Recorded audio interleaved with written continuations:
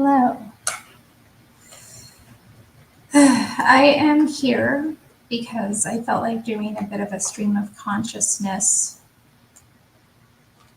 around idolatry. And then as I kind of got started sitting down and thinking about it, started clearing my desk up a little bit, coming across things, thinking more about it. It's interesting how things align sometimes in my creative process where there's stagnation and then things start to flow better. And the creative process isn't just like artistic, it's also your life, you know? And I sometimes forget that it's a creative process, just living, figuring out how to live differently, how to, adopt new patterns, behaviors, and how to get out of ruts. It's it's something that's a creative thing sometimes, And I find that my art and my physical, like regular life, often have interesting parallels going on.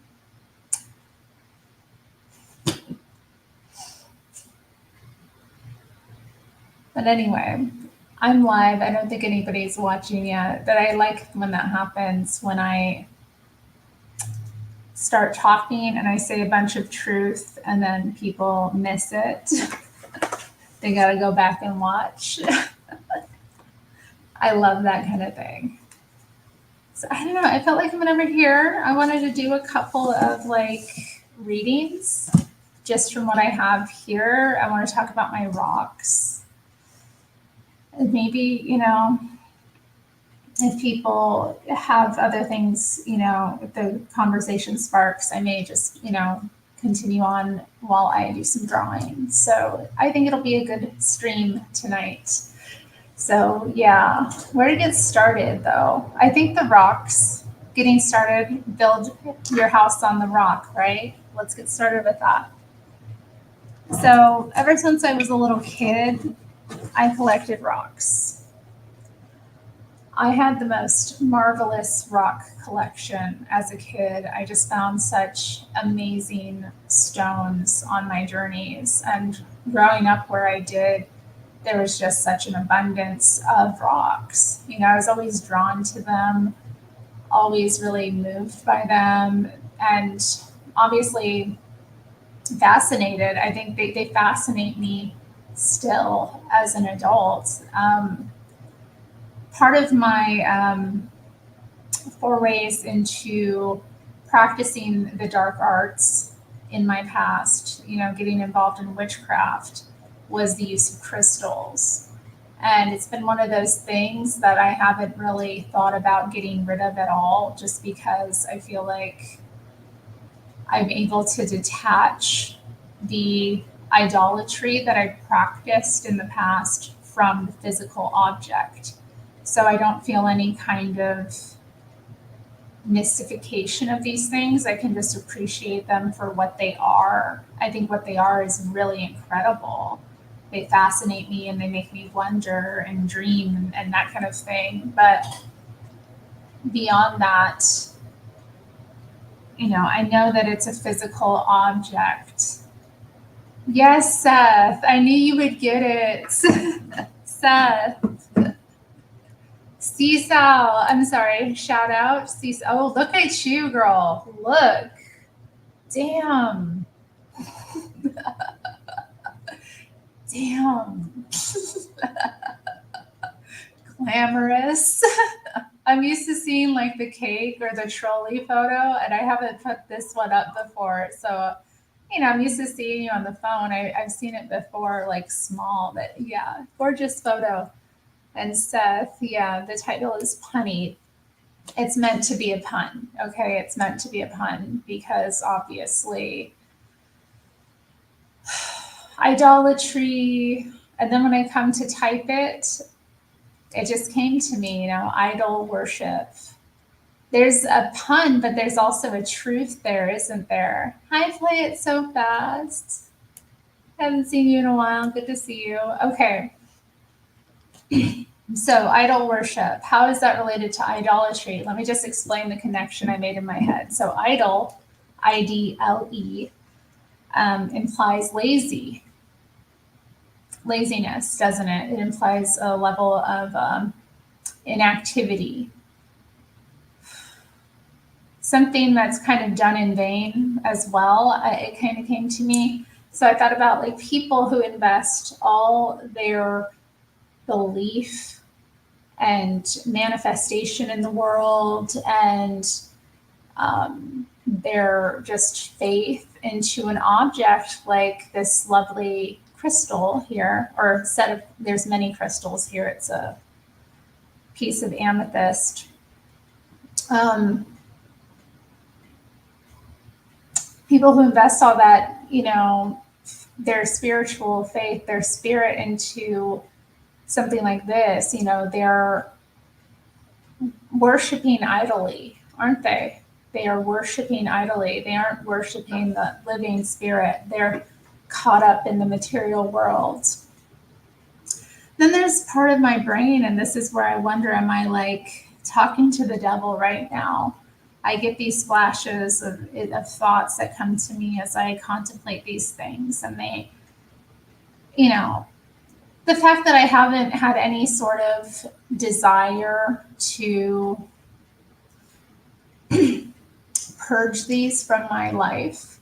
Like there are other objects that I have. There are other objects that I have in my home, like things that I really struggle with. Like, I need to let this go. I know I need to let it go, but I haven't yet.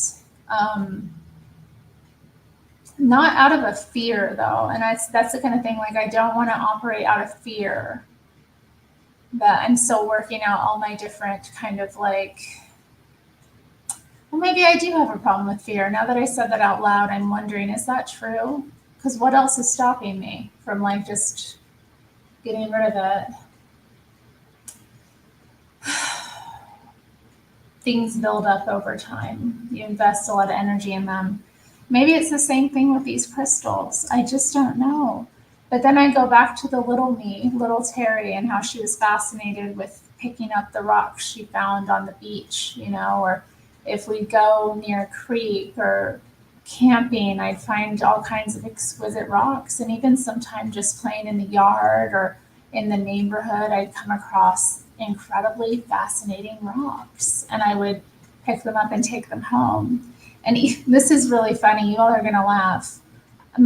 I was the kind of little girl that liked putting all of my rocks in bed with me and sleeping with them, which is where I have this like belief that like they do have healing powers. And I'm wondering, like, is that the devil talking to me though? And then I go back and forth in my mind, like, why is it wrong to think that they have any healing powers? And then I'm like, that's because you're investing all of your faith into that. But then I also think there's all of these other things in the world that God created that do heal us, plants, different forms of earth, even like, so I wonder, I'm like, well, maybe this does have something to it that we don't understand. That's part of God's like creation. And I don't know what to think. And then I'm like, maybe I'm just thinking about it too much and I need to put the rock down. At the end of the day, they're just rocks, We've all idolized someone or something. It's a dead end, indeed. Matt is here. Hi, Matt. Anybody I'm missing? Yes. It is fun to imagine. I like that part of myself that I still have like an active imagination. But then sometimes it can lead you astray. So anyway, again, not wanting to get caught up in these things too much, recognizing that they're just objects at the end of the day. But they're really cool objects, I have to say. It's just fascinating what is in front of us sometimes. Like the world and all the beautiful things in it, and like little stones. Little stones can be so beautiful and different. And that to me is just, it's always fascinated me. But yeah, I used to take my rock collection and put it in my bed, and I'd have my rocks laid out in different spots. And then I just remember one time my dad he found me, or not, he found my nest basically of like rocks and Barbie dolls that I slept with. And he was just like so confused because, I think we're going to like clean, my bedding or something. And like, he's like, "You sleep on this?" And I just remember him being like, "What, my kid?" He's like, "You can't be sleeping with rocks." And I was like, "Why not?" And he's like, "Well, they could cut you." And I'm like, "Well, they're not going to cut me. They're my rocks. Like, I know my rocks better than you." But anyway, funny. I was such a funny kid in that way. I loved these things. Like, if I loved the thing, I wanted it near me, especially with stones. They just give me such a warm feeling, I think. And even holding them now, it's like there's something that they do to me. They like ground me or something. Ooh, that lighting. Okay. S.A. Brady says, "Keep your neat rocks." Are you a rock collector as well? I love them. They're so sweet. They are such sweet things. Like, and if I go somewhere, I love when I find a neat rock. Yeah, gems. Gemstones are very, very fascinating things as well. I'm fascinated by them. I find them just like, ugh. Gems, crystals. They're amazing. So anyway, yeah, I was thinking about that as I, came here.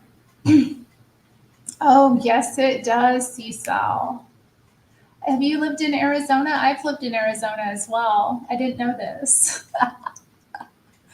That's awesome. Like, I used to visit my grandparents. They retired in Arizona, so I would go down there and visit them, periodically throughout my childhood.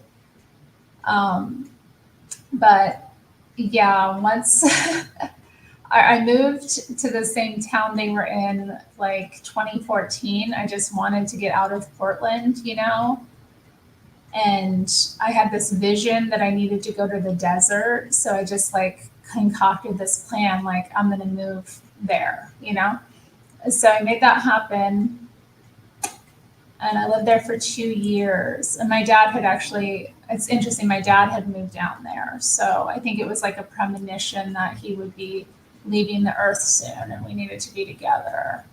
So yeah, I have a love-hate relationship with Arizona. Like, I lived in a hard part of Arizona though. Like, but yeah, the rocks are fascinating.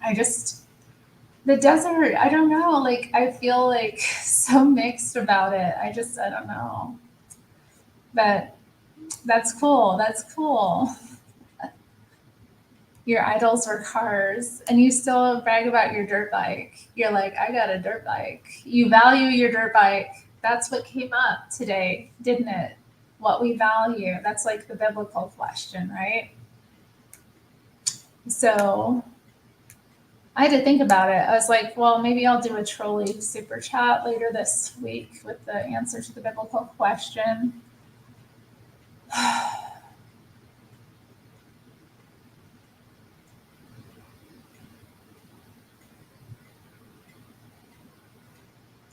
Missouri rocks are gnarly. The rocky creek beds are fond memories. Oh, nice. So tell me, what are they? What kind of like stone? Like,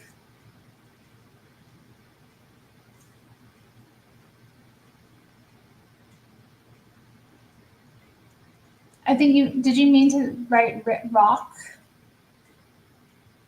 Oh yeah, gray granite. I love, yeah, so fascinating. So fascinating.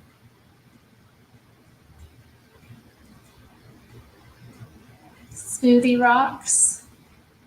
What are smoothie? Are they just like very smooth? I love when you go to a river though. The rocks at the river are always like something. I don't know. They're fun. I wish I could get down to the river, like I used to be able to. Yeah, that's one thing I miss doing is just like getting out and getting near the water in the water to look for rocks.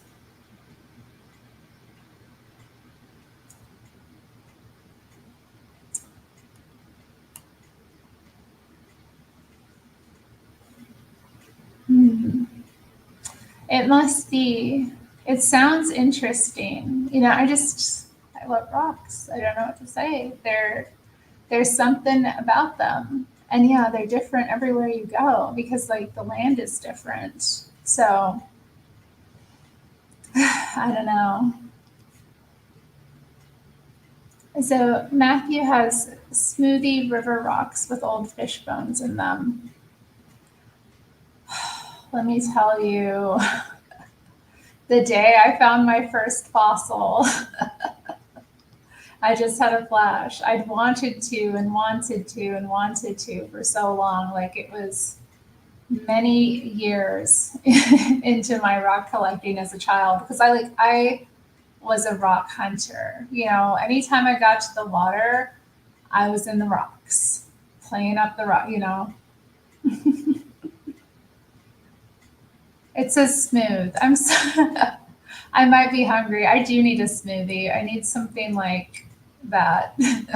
That would be good, but I think I'll be okay. I'll be okay. Granite and patterned sedimentary stuff. I love the patterns in the sedimentary stones. I love sedimentary stones. Like I would say that's the best stuff. And yeah, that's where you do find the fossils. I did find eventually a fish fossil. I had this crazy idea though. Look behind me. That isn't nice. Why are you trying? Why are you trying something? Why are you trying something? Trying to frighten me? I can see behind me. You will one day, I believe. Anyway, moving on. So let's move on to the next thing. So yeah, I need to tidy this desk. It's been a long time coming. I just got some ideas about how to move things around and kind of organize it. I've let it get out of hand. I do that when I'm burnt out. I just let it pile up and then I'm like, okay, here we go. Let's deal with all this. I need to do my cards. Okay. It's a good thing that I'm dissecting my desk here. So let's look at what we have here. I said I would do some reading as well, maybe see if there's anything that will kind of go together. I don't know.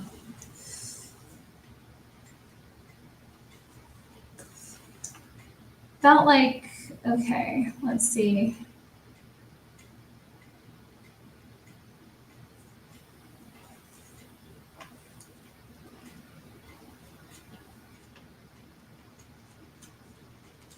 Like, why did I just had the idea to read from the Bible, but I didn't know what to read. So let me think.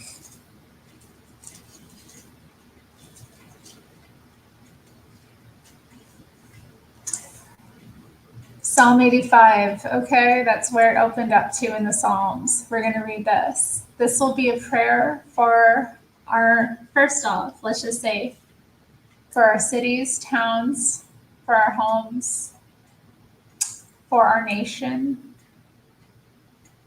and for the world. All right, let this be a prayer for all who believe. All right, this psalm. And sometimes, when we talk about prayer, to me, reciting the Psalms is a way of prayer. It's a way of worship. You don't have to just worship in one way. To me, reading a psalm out loud is a form of worship of God. So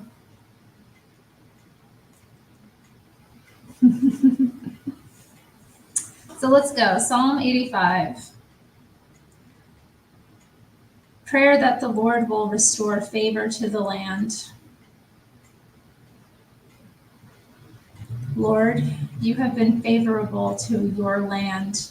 You have brought back the captivity of Jacob.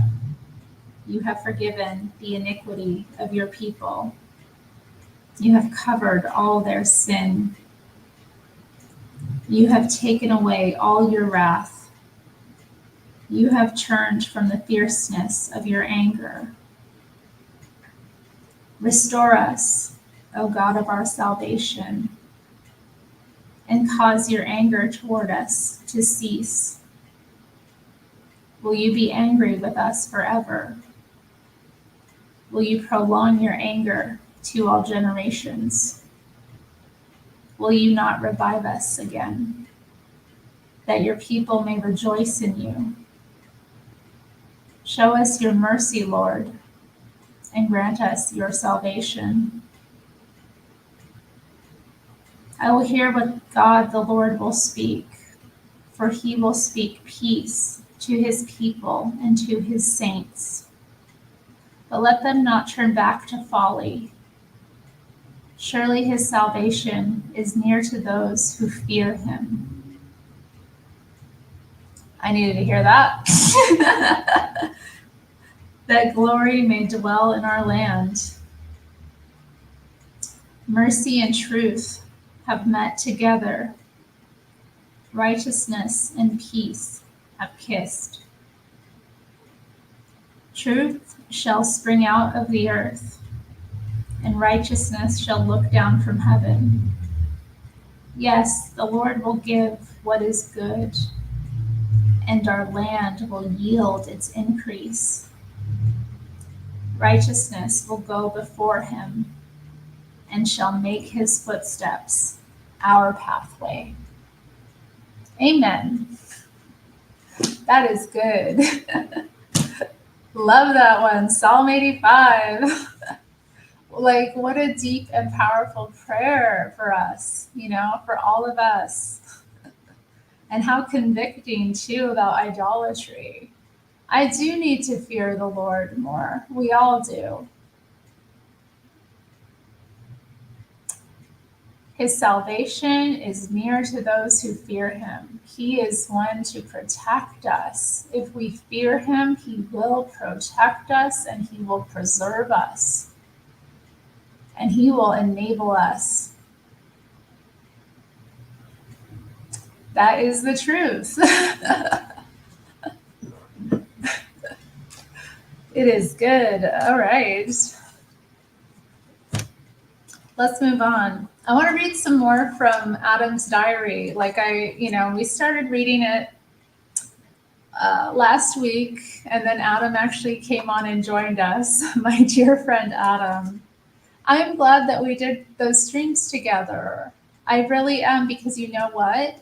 I feel that it's helped me creatively. Sometimes I forget the power of just working with another person, how it can and I think that's one really cool thing I appreciate about our friendship, and just friendships with other artists. You have this really cool connection where something in that helps you, something in the creative process helps you kind of get a little unstuck. And as I was saying at the beginning of this video, creativity is not just about, art, it's about your whole life. And when that energy is stagnant, when it's not flowing, everything becomes so much more difficult, So I really appreciate that with him, and he does that with other people too, like other artists. It's just such a good, he puts people together sometimes that like need to like bump antenna.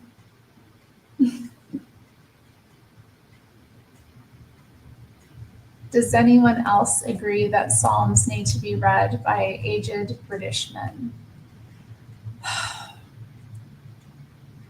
Well, where is he? All right. I'm a big believer in the do-it-yourself thing. All right. All right. Do you see an elderly, aged British man around you here? No, he's not here. Maybe God will send me one, and then we can do that. But until then, I'm gonna read them. All right. And the authority is, you have to understand something. The authority is not coming from the vessel, all right? It's coming from the word. I'm just the vessel when I'm reading that. Don't get caught up on what I am. Get caught up on what he's saying. S.A. Brady does not mind him being on. That's very gracious. That's so gracious. I don't mind him being on. Well, anyway, I want to read it from Adam's diary some more. Like this book, I wanted to read on here for a long time. It's such, like I said, it's one I picked up as a teenager in an old used bookstore in Anchorage. I've kept it with me for many, many years. Okay. You can do the math. I probably had this book like 20 years. That's incredible. So, and because it's so funny and it's really touching, and it's by Mark Twain. Okay. So it's also American. So we're being like very, we're being very traditional tonight. Okay. So Wednesday, I have a variegated time. I escaped that night and rode a horse all night as fast as he could go, hoping to get clear out of the park and hide in some other country before the trouble should begin. But it was not to be. About an hour after sun up, as I was riding through a flowery plain where thousands of animals were grazing, slumbering, or playing with each other according to their wont, all of a sudden they broke into a tempest of frightful noises, and in one moment the plain was in a frantic commotion, and every beast was destroying its neighbor. I knew what it meant. Eve had eaten that fruit, and death was come into the world. The tigers ate my horse, paying no attention when I ordered them to desist. And they would even have eaten me if I had stayed, which I didn't, but went away in much haste. I found this place outside the park and was fairly comfortable for a few days. But she has found me out.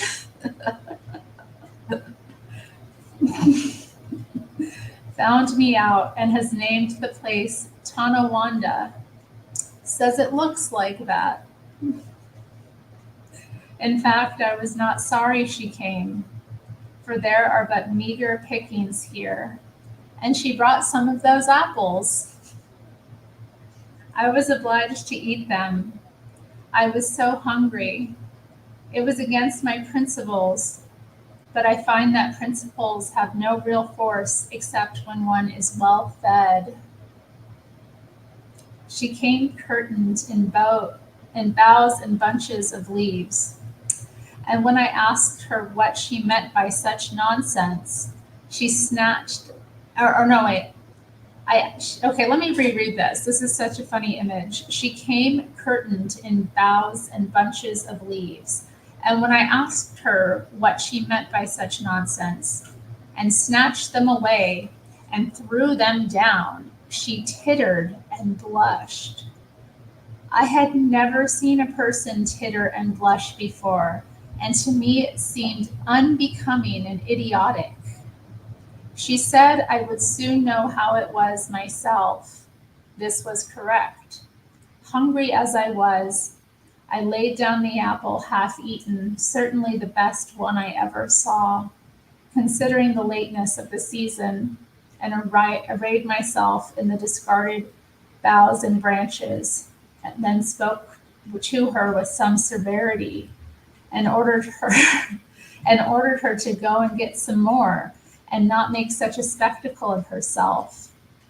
She did it, and after this we crept down to where the wild beast battle had been, and collected some skins, and I made her patch together a couple of suits proper for public occasions. They are uncomfortable, it is true, but stylish, and that is the main point about clothes. I find she is a good deal of a companion.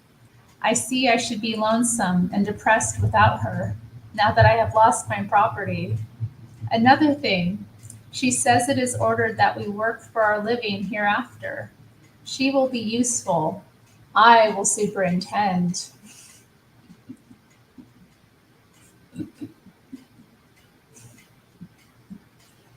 How do you like them apples? 10 days later, she accuses me of being the cause of our disaster. She says, with apparent sincerity and truth, that the serpent assured her that the forbidden fruit was not apples, it was chestnuts. I said I was innocent then, for I had not eaten any chestnuts. She said the serpent informed her that chestnut was a figurative term meaning an aged and moldy joke. I turned pale at that, for I have made many jokes to pass the weary time, and some of them could have been of that sort, though I had honestly supposed that they were new when I made them. She asked me if I had made one just at the time of the catastrophe. I was obliged to admit that I had made one to myself, though not out aloud. It was this. 10 days later, I was thinking about the falls, and I said to myself, how wonderful it is to see that vast body of water tumble down there. Then in an instant, a bright thought flashed into my head, and I let it fly, saying it would be a deal more wonderful to see it tumble up there. And I was just about to kill myself with laughing at it when all nature broke loose in war and death, and I had to flee for my life. There, she said with triumph, that is just it. The serpent mentioned that very jest, and called it the first chestnut, and said it was covial. I've never seen this word. I've seen it before. I've read this before, but coval, co, co, coval. Does anyone know this word? Let's look it up. I'm curious.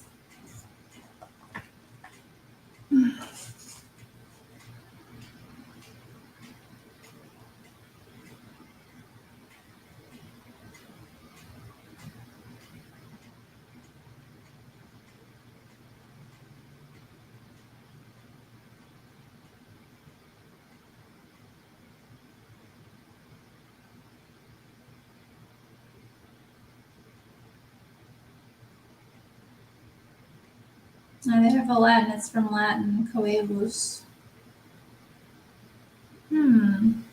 Coevos. All right, so coeval. Coeval? If it's still pronounced with the same Latin, then yeah. Then I got it.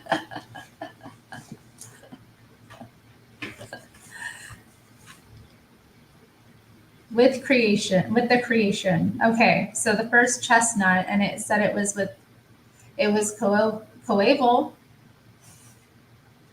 I need to hear somebody say it. And said it was coeval with the creation. Alas, I am indeed to blame.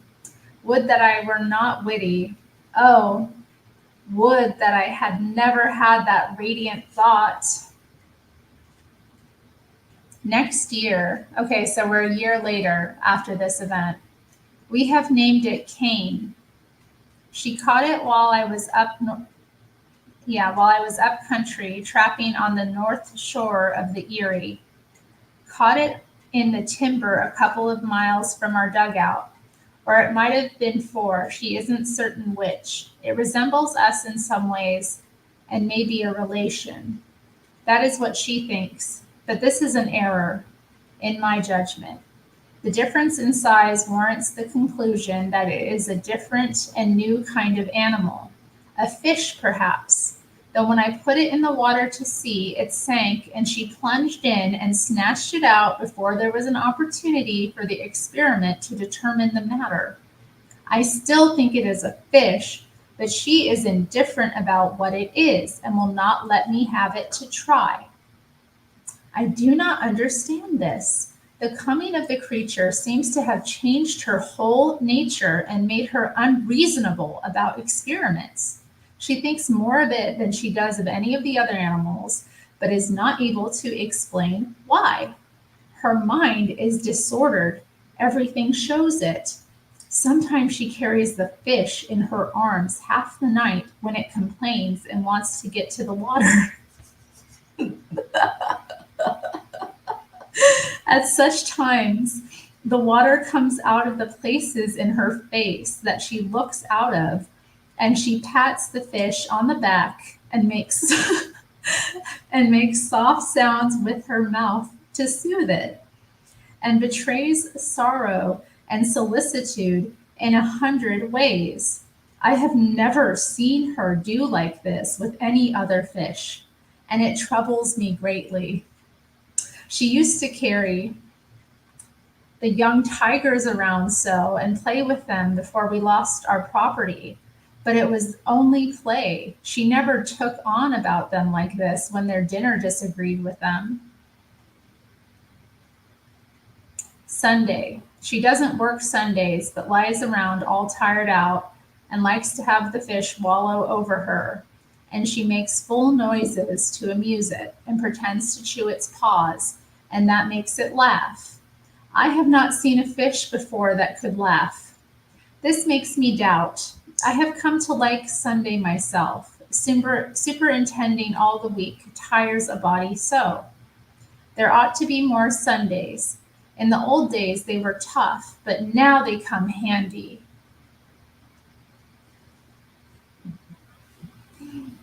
Wednesday. It isn't a fish. I cannot quite make out what it is. It makes curious devilish noises when not satisfied and says goo goo when it is. It is not one of us, for it doesn't walk. It is not a bird, for it doesn't fly. It is not a frog, for it doesn't hop. It is not a snake, for it doesn't crawl. I feel sure it is not a fish, though. I cannot get a chance to find out whether it can swim or not. It merely lies around and mostly on its back with its feet up. I have not seen any other animal do that before. I said I believed it was an enigma, but she only admired the word without understanding it. In my judgment, it is either an enigma or some kind of bug. If it dies, I will take it apart and see what its arrangements are. I never had a thing perplex me so.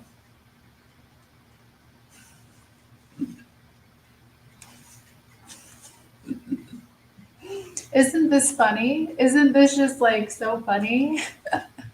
I love thinking about it too because I think there's this book is kind of a parallel to his love affair with his wife. That's the impression I get from it. It's a very like sweet book in that way. Like just the little things that I read into it and the like scenarios. I think this must be, maybe it's not, maybe, but I wonder. You always wonder like where did this person pull this out of, this story? And it's just the sweetness of it. Okay. Anyway, 3 months later, the perplexity augments instead of diminishing. I sleep but little. It has ceased from lying around and goes about on its 4 legs now.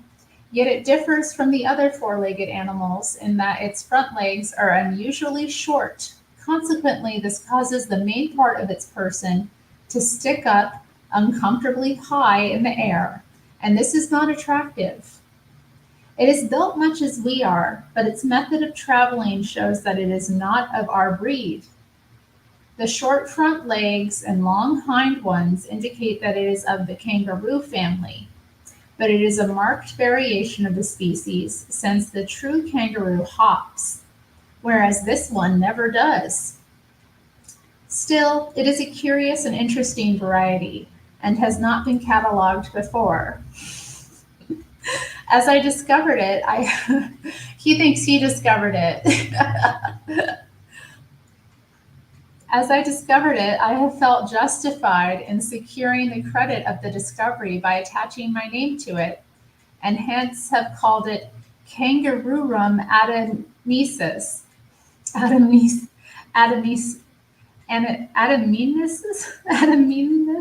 Adamesis. What the heck? It must have been a young one when it came, for it has grown exceedingly since.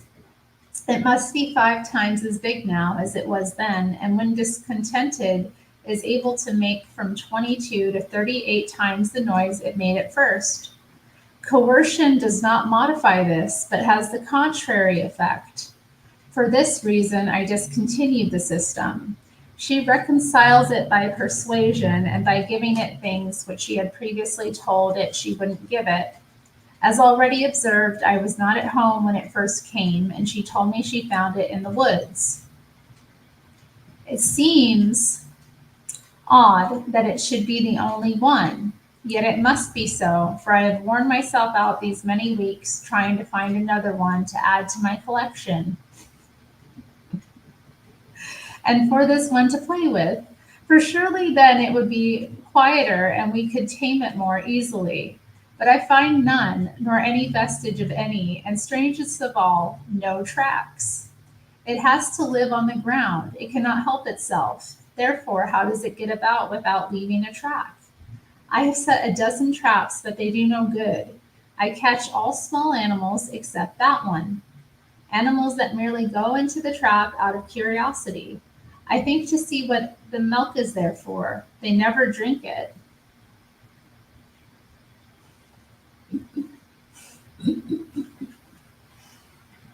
Okay. The kangaroo the kangaroo still continues to grow, which is very strange and perplexing. I never knew one to be so long getting its growth. It has fur on its head now, not like kangaroo fur, but exactly like our hair. Except it is much finer and softer, and instead of being black, is red. I am likely to lose my mind over the capricious and harassing developments of this unclassifiable zoological freak. If I could catch another one, but that is hopeless. It is a new variety and the only sample. This is plain. But I caught a true kangaroo and brought it in, thinking that this one, being lonesome, would rather have that for company than have no kin at all, or any animal it could feel a nearness to or get sympathy from in its forlorn condition here among strangers who do not know its ways or habits, or what to do to make it feel that it is among friends. But it was a mistake. It went into such fits at the sight of the kangaroo that I was convinced it had never seen one before. I pity the poor noisy little animal, but there is nothing I can do to make it happy. If I could tame it, but that is out of the question. The more I try, the worse I seem to make it. It grieves me to the heart to see it in all its little storms of sorrow and passion. I wanted to let it go, but she wouldn't hear of it. That seemed cruel and not like her. And yet she may be right. It might be lonelier than ever, for since I cannot find another one, how could it? Hi, Bibby. Welcome. 5 months later. It is not a kangaroo. No, for it supports itself by holding to her fingers and thus goes a few steps on its hind legs and then falls down. It is probably some kind of a bear, and yet it has no tail, as of yet, and no fur except on its head. It still keeps on growing. That is a curious circumstance, for bears get their growth earlier than this. Bears are dangerous. Since our catastrophe, and I shall not be satisfied to have this one prowling about the place much longer without a muzzle on. I have offered to get her a kangaroo if she would let this one go, but it did no good. She is determined to run us into all sorts of foolish risks, I think. She was not like this before she lost her mind. A fortnight later, I examined its mouth. There is no danger yet. It has only one tooth. It has no tail yet. It makes more noise now than it ever did before, and mainly at night. I have moved out, but I shall go over mornings to breakfast to see if it has more teeth. If it gets a mouthful of teeth, it will be time for it to go, tail or no tail. For a bear does not need a tail in order to be dangerous.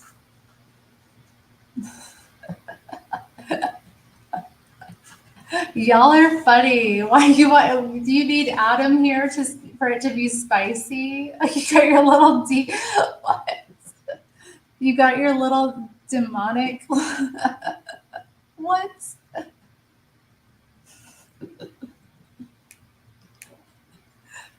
Okay, let's see. Okay, let's go back. Are we enjoying this? Shall I continue?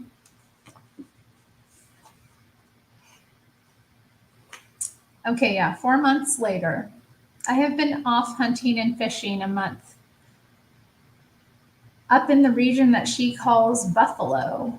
I don't know why, unless it is because there are not any buffaloes there. Meantime, the bear has learned to paddle around all by itself on its hind legs and says Papa and Mama. It is certainly a new species. This resemblance to words may be purely accidental, of course, and may have no purpose or meaning. But even in that case, it is still extraordinary, and is such a thing which no other bear can do. This imitation of speech, taken together with general absence of fur and entire absence of tail, sufficiently indicates that this is a new kind of bear. The further study of it will be exceedingly interesting. Meanwhile, I will go off on a far expedition among the forests of the north and make an exhaustive search. There must certainly be another one somewhere, and this one will be less dangerous when it has company of its own species. I will go straight away, but I will muzzle this one first.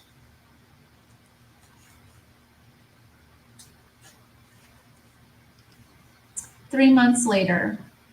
It has been a weary, weary hunt, yet I have had no success. In the meantime, without stirring from the home estate, she has caught another one. I never saw such luck. I might have hunted those woods 100 years. I never should have run across that thing. Next day, I have been comparing the new one with the old one, and it is perfectly plain that they are the same breed. I was going to stuff one of them for my collection, but she is prejudiced against it for some reason or other, so I have relinquished the idea, though I think it is a mistake. It would be an irreplaceable loss to science if they should get away. The old one is tamer than it was, and can laugh and talk like the parrot, having learned this, no doubt, from being with the parrot so much, and having the imitative faculty in a highly developed degree. I shall be astonished if it turns out to be a new kind of parrot.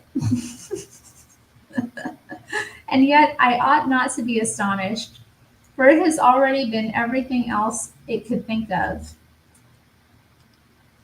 since those first days when it was a fish. The new one is as ugly now as the old one was at first, has the same sulphur and raw meat complexion, and the same singular head without any fur on it.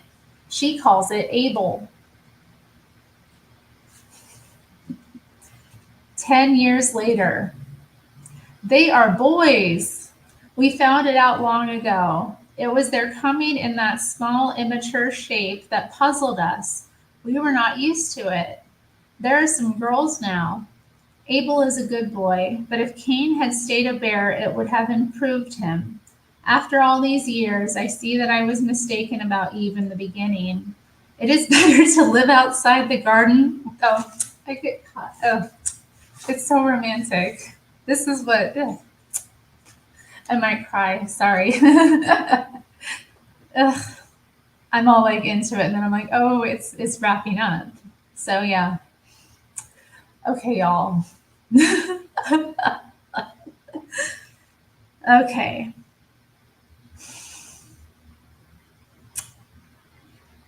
Ugh. Can I do it? I forgot how intense it is. It's so sweet. I remember the first time I read it, I was just like, it is better to live outside the garden with her than inside it without her.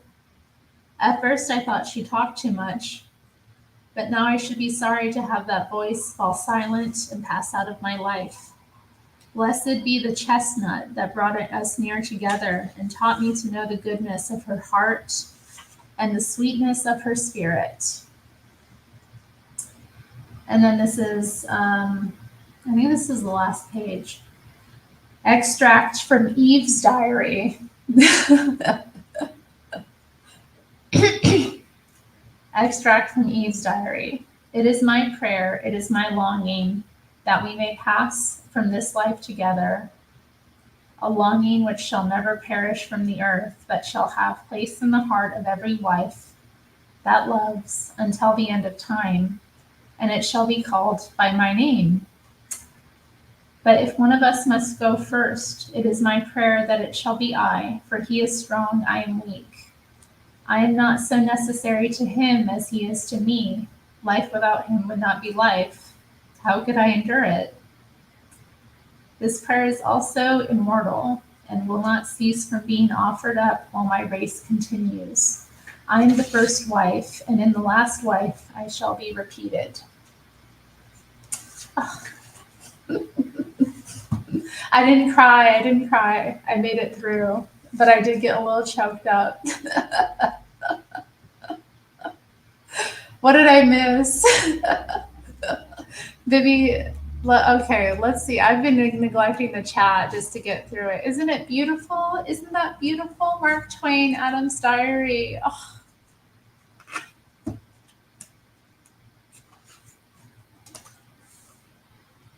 Oh yeah, let's read that beginning again. As unto the bow the cord is, so unto the man is woman. Though she bends him, she obeys him. Though she draws him, yet she follows. Useless each without the other. Henry Wadsworth Longfellow.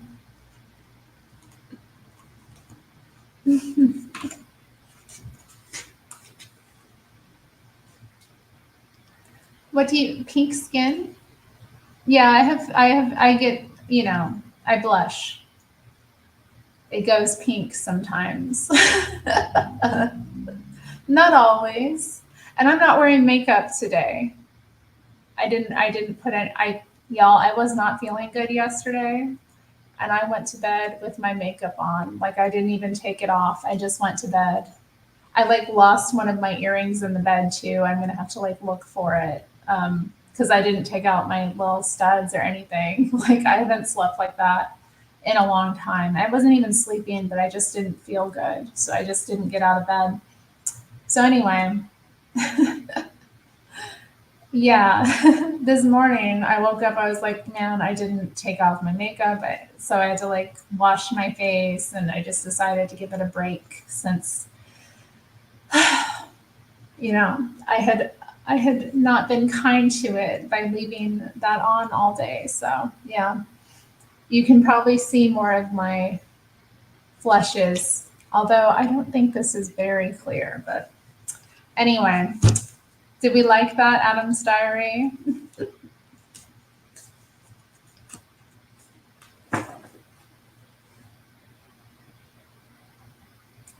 Yeah, I can't do Hallmark movies. I get this way about, but I do get sentimental about things. I have a sentiment. I don't know. There's been movies where I've cried, definitely. I have the I had Leah on the channel. Some of you, if you go back to like the Christmas stream we did together, my friend here, she she and I like were watching the Batman series, um, Batman Returns. I don't know all of them. What was the last one we watched? Anyway, we finally watched the last one in the trilogy. Um, and yeah, she cried. She cried at one of the moments, even though she's seen it a bunch. But I love that. So like, she'll cry at movies sometimes. I have, you know, there upstairs, downstairs. I always recommend that show. I cry with that every time, every time. Dark Knight Rises. Yes, we watched that recently. It was good. I enjoyed it. Yeah, that is my favorite one actually. That is my favorite Batman.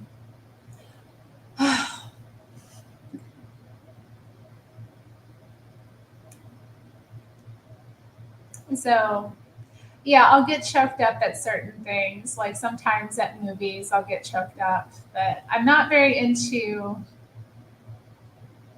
I don't know.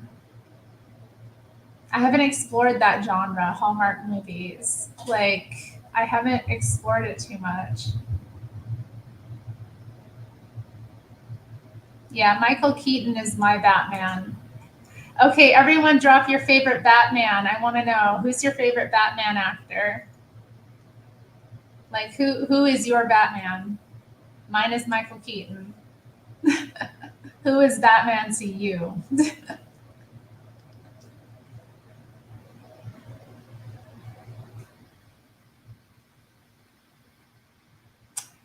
Yeah, Matthew, yep. War movies. Yep. Yep. Platoon. I'm trying to think of other war movies, but yeah, I get caught up on those. You know, last time I was in Yuma, um, I caught a movie at the like cinema downtown. I love this about Yuma. Like the downtown area is so cute. I should like if I were healthier, I would like want to gentrify that area. You know what I mean? I was like, this area is so cute and it's so like I mean it's used. There's lots of cool shops and stuff down there, but it could just be so much more vibrant, like many downtown areas. I'm sure your local area is looking the same, you know. There's life there, but there could be more. Anyway, they have this amazing cinema. It's way better than the other cinema they have in town. So anyway, we went there and we saw the Tom Hanks movie. Oh, what was it? News of the World, which was like we were like trying to decide which movie to go see. My friend came with me, Leah, who I mentioned earlier, came with me, and we had a great trip. It was so cool. But yeah, we went to see News of the World since it had kind of a Western theme. We thought it would be fitting for being like in the desert. So yeah, it was beautiful seeing that on the screen. Why did I bring this up though? But I think I cried at that film. Like, trying to think, being in the theater will make you cry. What about at Barbie when like Ken came out with the "I am a Knuff" T-shirt, or not T-shirt, the jacket, the fuzzy jacket. Like, yeah. Okay, let's see. Matthew votes Michael Keaton.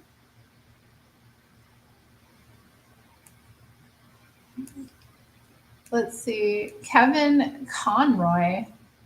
Who's that?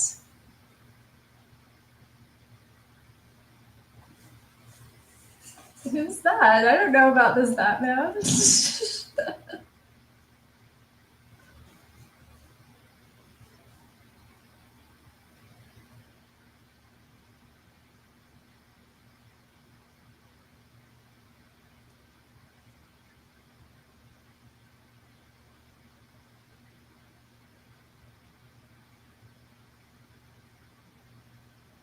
Oh, he's the voice actor who did that. Oh, yeah.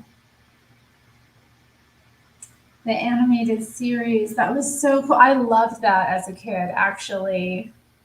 Oh, that would be cool to watch again. Like some of those cartoons I liked as a kid.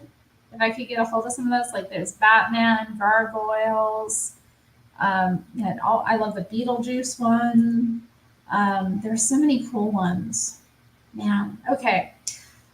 Thank you for sharing that. I think I'm gonna look to see. I want to watch that animated series.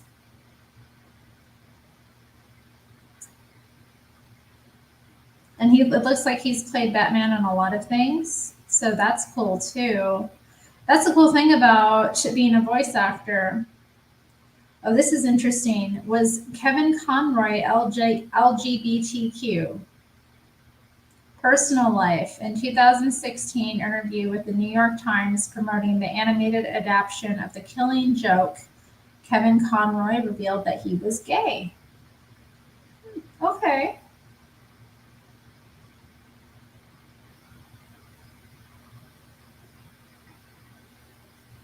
Wow.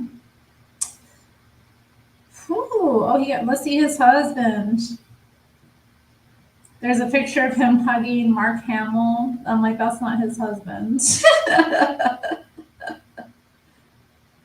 Oh, okay, yeah. Nothing's coming up. Well, that's good. Privacy is important. Oh, I like that photo. He seems interesting. Okay.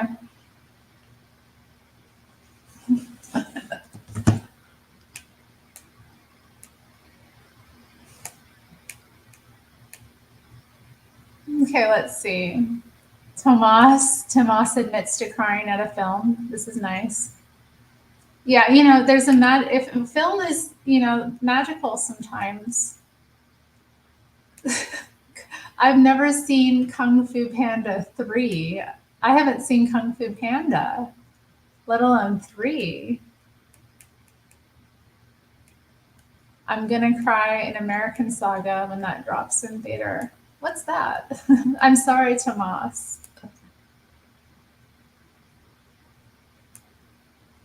Ben Affleck was the mean Batman. Was he your favorite? I know. She sounds like the perfect woman, doesn't she? Finally, a woman that understands me. A woman I could relate to.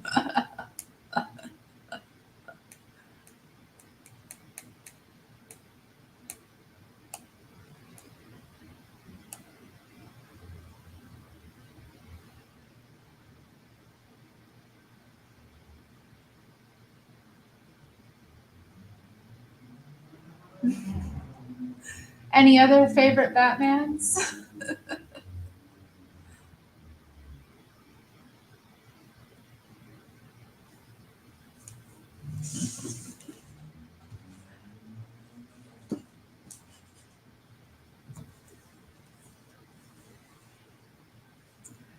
Sorry, Tomas. I saw you recommended this before. Mask of the Phantasm. What is this, Tomas? You and your recommendations. Let's see. But you understand me somewhat. Mask of the Phantasm. Okay.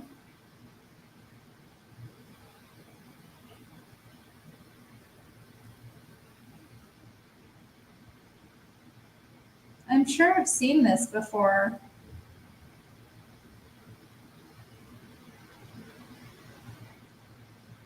Oh, I hate when it does that. Hmm. Okay. Hmm. Hmm.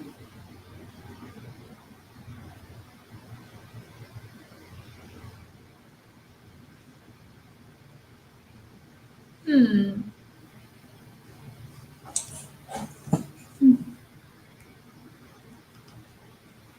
Whatever the next Batman is going to be good because James Gunn is directing it. I'm not familiar with James Gunn. No movies are popping to mind. Is there? Give me some examples of his films. He's not ringing a bell.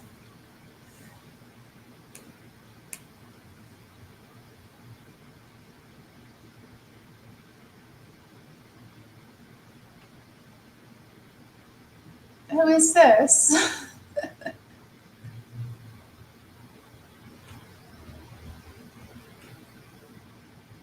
Are you talking about 1984? Or are you talking about THX? Oh, THX. Is it 83? What is it? It's like,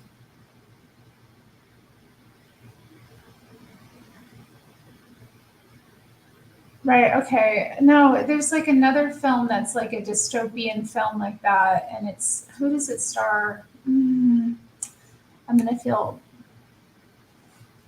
yeah, where's Adam Moore? We do need Adam Moore in the chat. I could message him and be like, yo, we need you. I need you.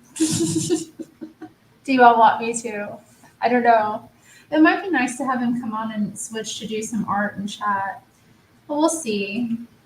He's been doing his own thing though. Like he did some interesting streams the past couple of days. I mean, like some collaborative stuff. So it's been interesting. Um,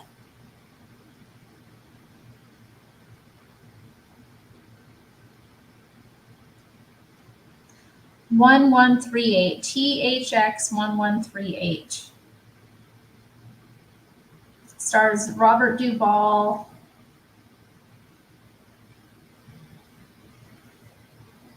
Donald Pleasance.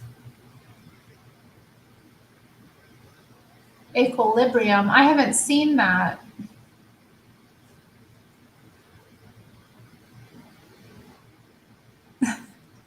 Equilibrium. Oh, how interesting.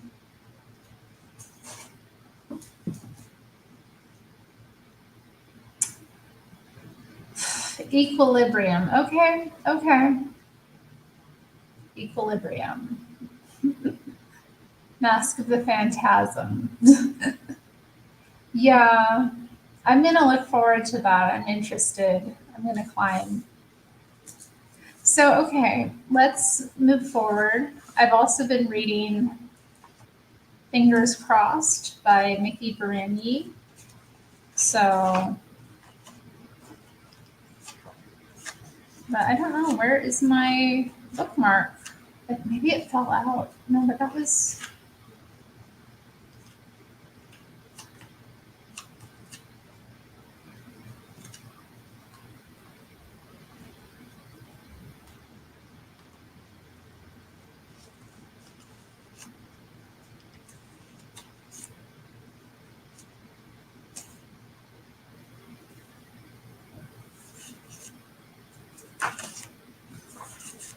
Finding where I was.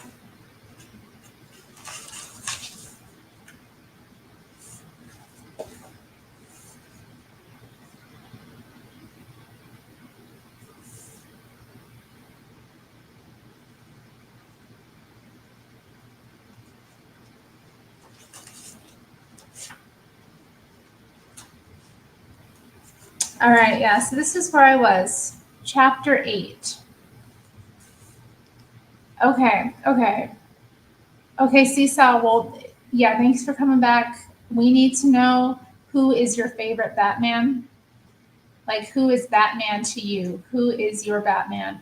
Yes, Jane Eyre. Jane Eyre was a bad bitch.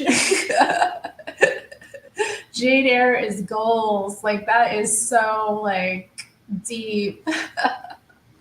I love all that old romance. Like, that story is just so, like, oh, it's so passionate.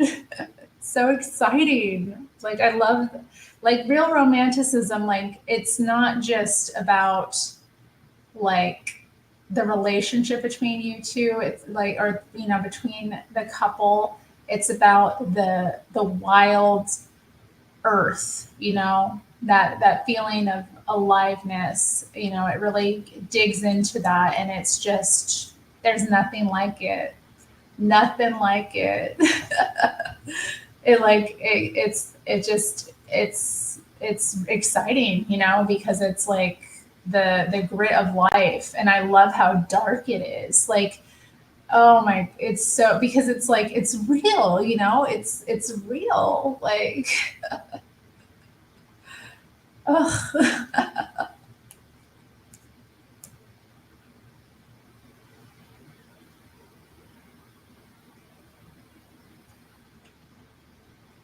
Okay, Keaton. All right, Keaton wins. We have 3 for Keaton.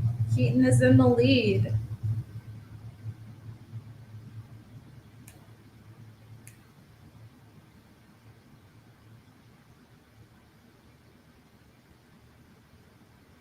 Okay, so this is chapter 8, Fingers Crossed. What is it titled? How Music Saved Me from Success.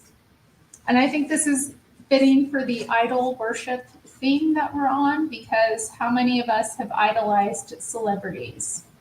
People that were creative in some way, especially musicians. I have. So let's break down the idol worship by doing a bit of it, I guess.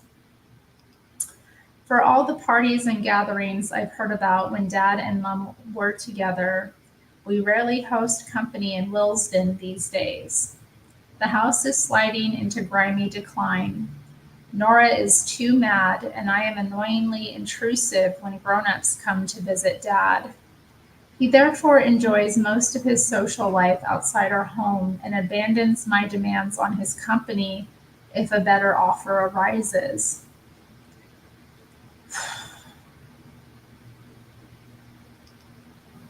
Oh, Mickey.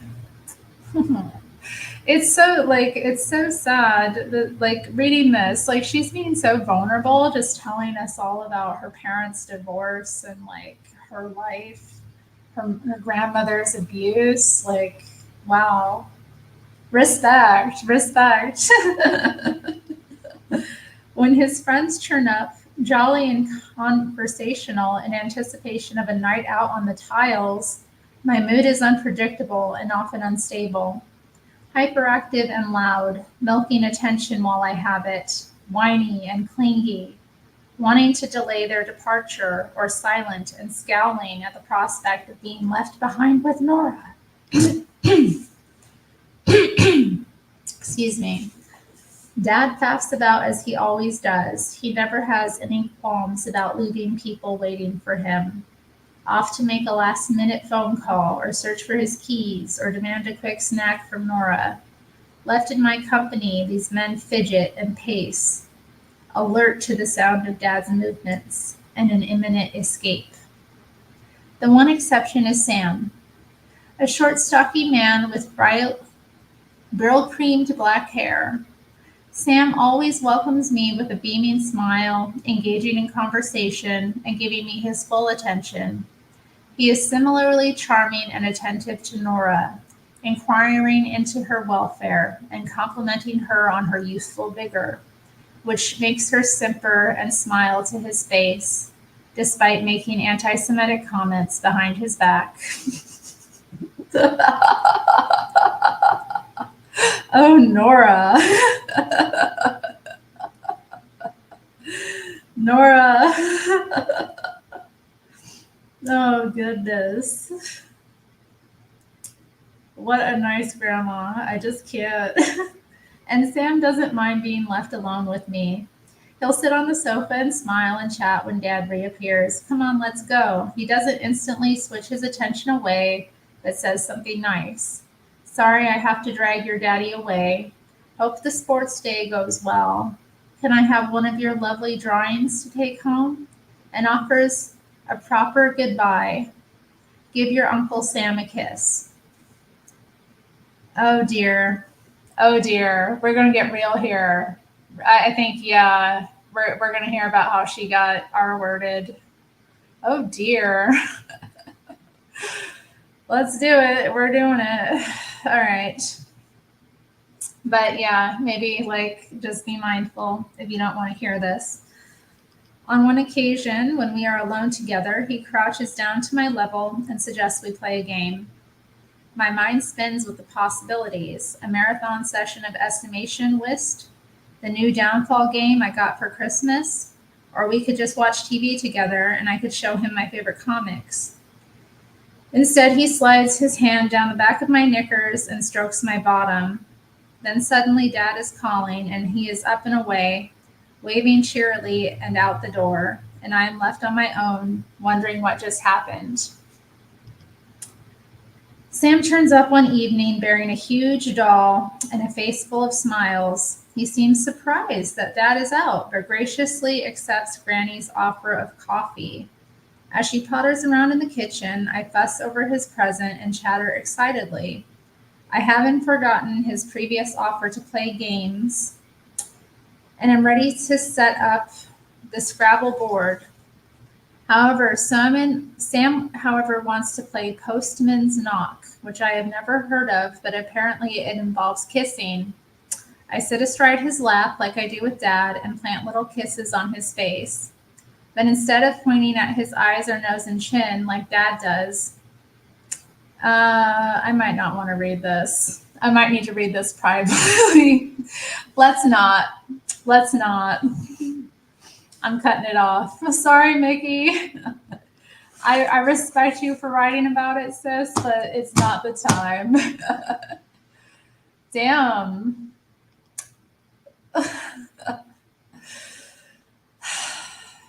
Hey, Frederick. Thanks. It's nice to see you. Thanks for showing up.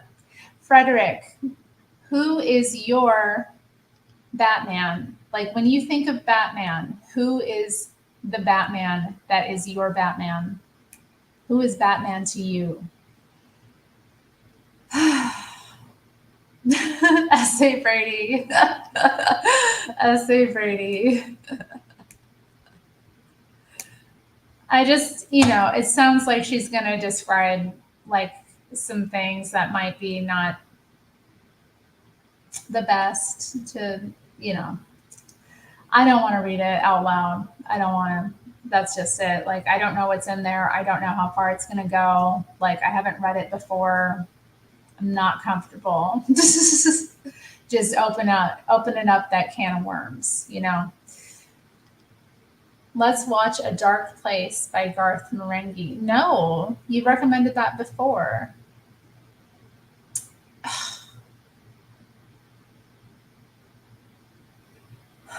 Why should we watch that? Terry went from romance to horror.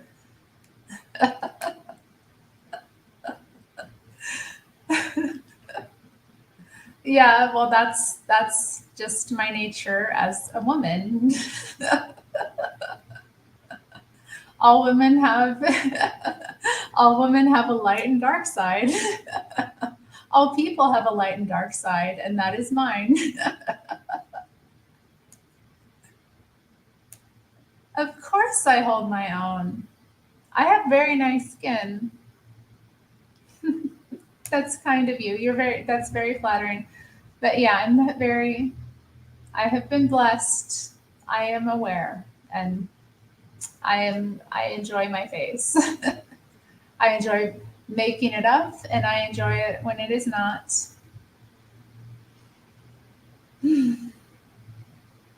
Although I will be back in my routine tomorrow if the Lord is willing and the creek don't rise. Because I was not today. I got through it. I got stuff done, but it was a struggle. So I had to like really grind a bit, and I know things will catch up. It's just the getting there that makes it so difficult.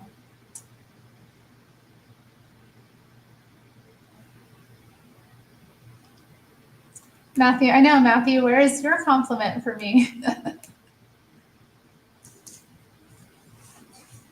Oh, yes, Tomas.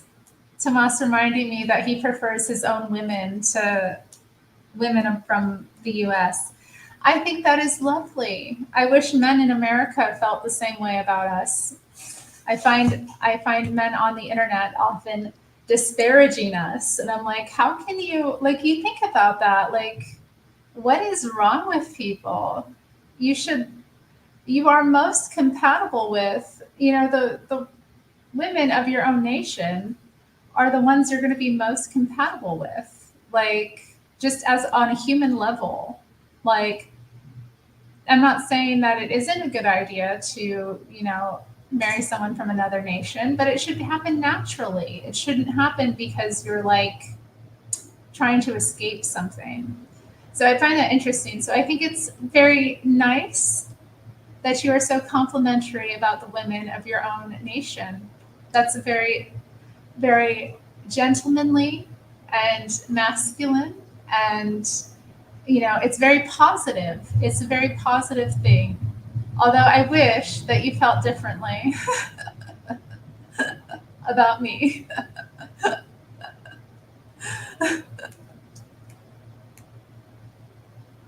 Vote one for a dark place. I will look this up. Give me a moment. Dr. Ray Haggins is my Batman. I had to think about it. Okay. I need to refresh my memory. Let's look.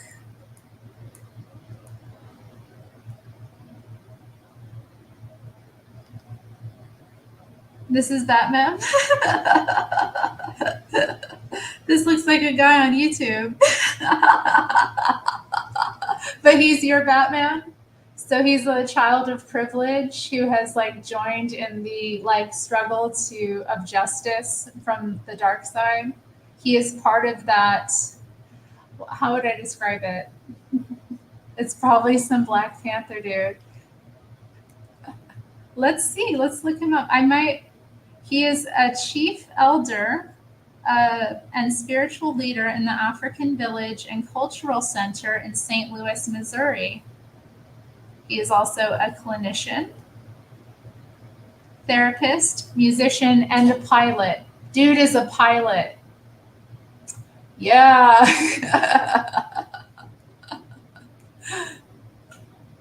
I concur. How true. That's so. Thank you, Matthew. Matthew. Thank you. How kind.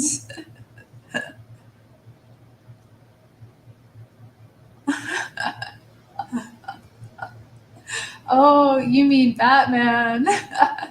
He's okay. Michael Keaton in the lead with four. Michael Keaton, four for Keaton. I mean, I just think it's. I'm glad that we're all, we're all in that kind of boat. Keaton. I'm with Keaton. But let's no. I'm looking at this guy. Let's see. So this is your favorite. This is your epitome of what a black man should be. Is that what you're saying? Like, is this your favorite black man? He black. Let's see. He has some interesting titles, I will say. I will say. Living without thinking. Understanding spiritual gifts. What is Christianity? Who really owns and runs America? Is it the Jews? I hope he doesn't think it's the Jews. I can't get with that.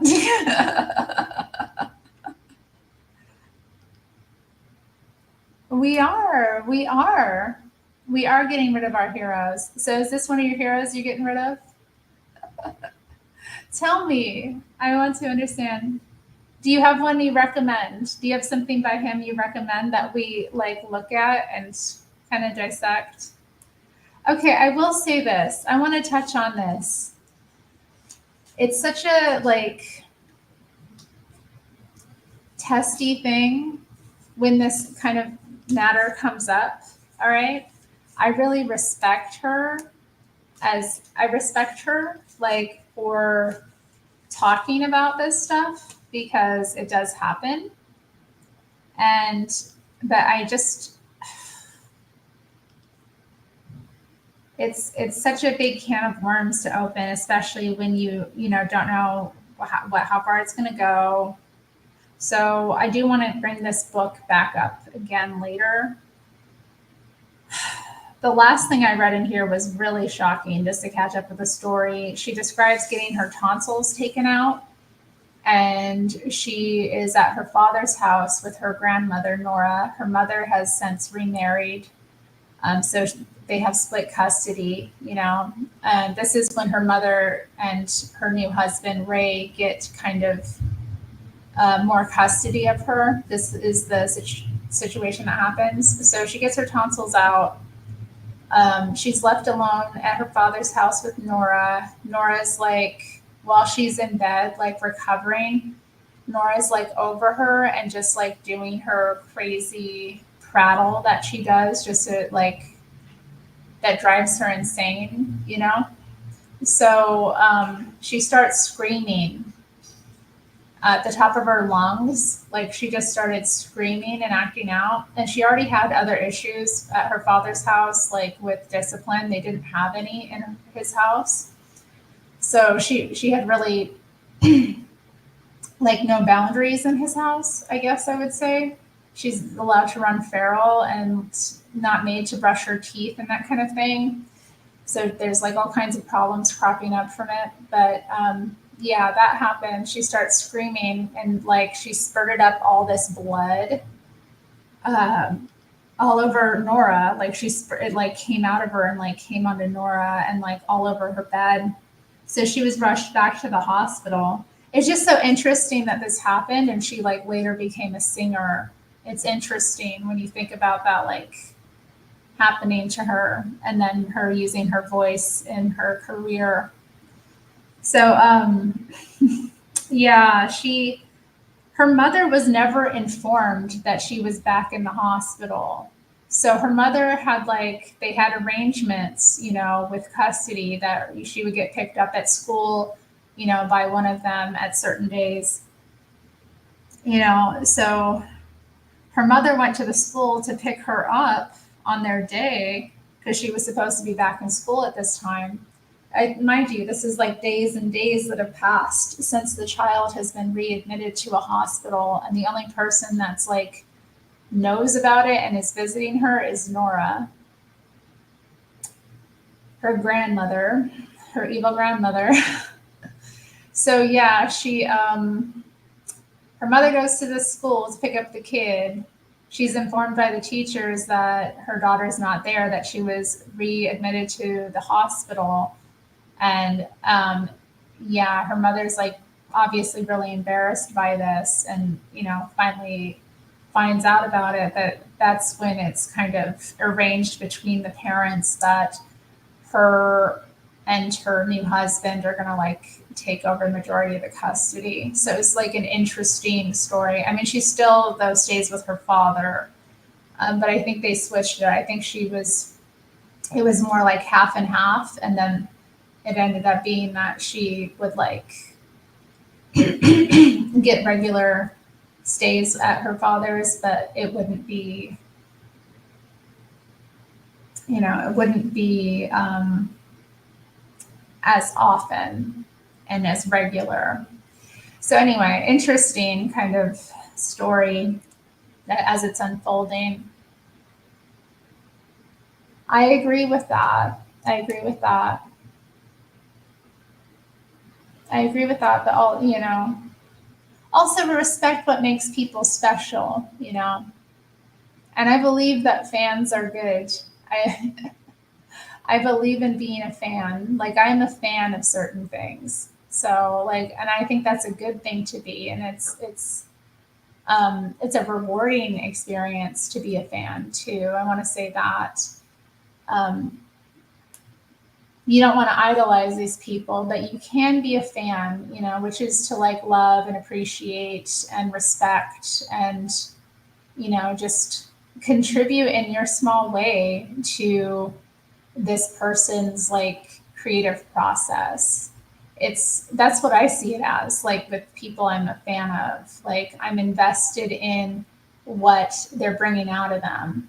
And you know, I'm going to respect them as an individual enough to give them the freedom to be who they need to be as well. Because I find that with cancel culture, there's just so much like pressure all the time to like disavow this person and, you know, cancel this person and like deem people problematic or like dissect every little thing they say. It's just so boring. Like being a fan, I think, is supposed to cut through that kind of stuff. Like when I see being a fan, I'm like, I love this individual and I'm going to give them the love that dwells within me because like I'm invested in what they have done for me. I don't know. It's like being entertained isn't nothing, you know? We act like there and yeah, it's not everything. But it's being entertained, learning, you know, being made to think.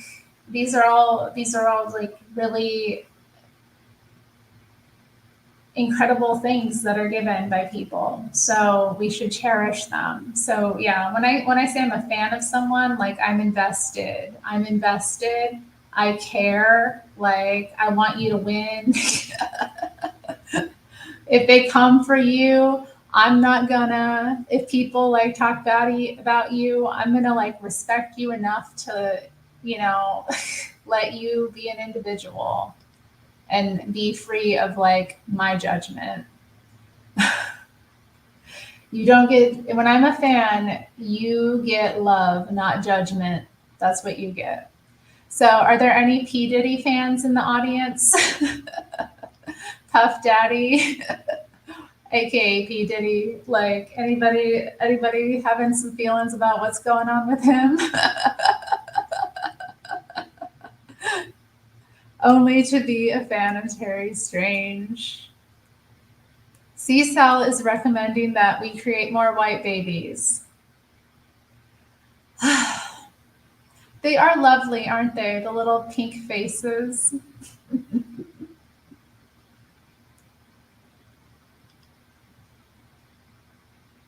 Let's see. Frederick says that that's how it should be. Much respect. 100, 100. And muscle. It looks like a robot muscle here on my computer. Interesting. I wonder how it would look on my phone. Okay. Is anyone going to touch on that? I haven't really looked into it. It just sounds scandalous. Apparently, he's out of the country. Like, what's going on? I don't know. I was never really a fan of his, though. Like, I always thought he was kind of fruity. Like, and I mean, when I say fruity, all respect. I'm not saying something homophobic here. There's something like weird. Like, I always got a weird vibe off of him. Like, I always saw like a bad spirit in him. I just, you know, he always gave me the ick. Like, I just remember when, like, Biggie died, the way it was capitalized on just gave me a real, like, immediately, too, the way he was on that, like, as a small child, I remember watching it unfold and just being kind of like, that ain't right. That's not how you honor your friend. You know what I mean? So I just have all kinds of like weird. I had all kinds of like weird impression. That was like my first impression of him, really. And I was like, ooh, like, and I'm not saying when your friend dies, you shouldn't like do something and honor them. It's not that. I just felt like there was something off about it. There was something off about it. And like, ugh. In other words, I did not like I'll be missing you. I did not like that video. All of them, like, what the hell is this? Stop. Like, I think we all were kind of like, I don't know, like, it was just, anyway, I'm gonna stop. I'm not gonna even get into that. Wait, what? Are you serious? Is this a theory? I'm not familiar with this theory. Honestly, I try not to think about Tupac's death. It's like it's too big. It's too big. I don't want to go down that rabbit hole. But like, is this a theory? Do people believe this? Chat is full of low fiber individuals. Yeah, eat some fruit. Get you some fiber. Get some oranges in you, or maybe an apple or something. Yeah, get some fruit in you, or maybe get what other? There's fiber in all kinds of things. Now I'm craving grape nuts. Pretty good.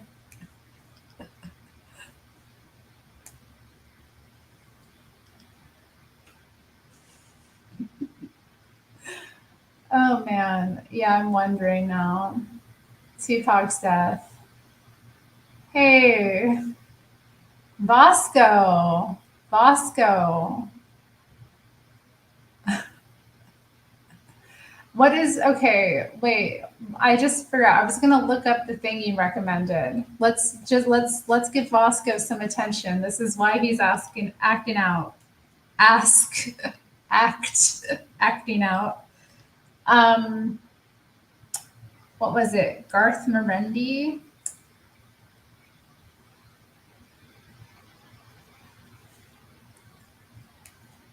You got me in trouble. Yeah, you got the attention of the class. What is the thing you're recommending? I'm looking through the chat trying to find it.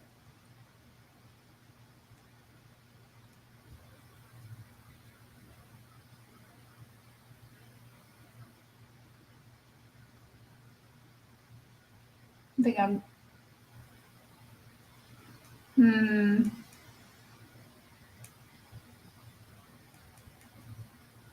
Hmm.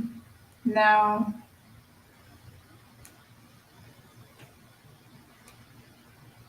Vivi, I missed this one. What is this? I don't know if Vivi is still here, but what? Excuse me? Excuse me? Excuse me.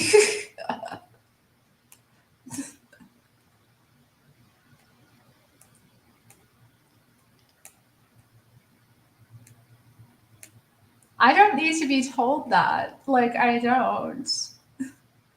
But I don't obey men that aren't my husband. Okay?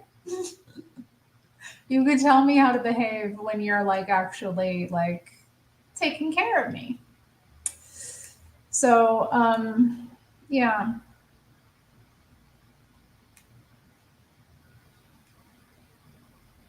I can't find it. Ugh. There's new comments. Maybe Vasco, Garth Marenghi. Okay.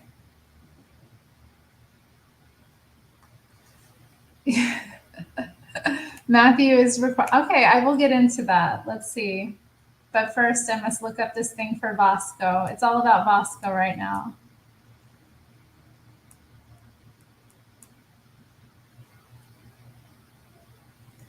Garth Marenghi's Dark Place is a 2004 British horror parody television series created by Richard Ayoade and Matthew Holness for Channel 4.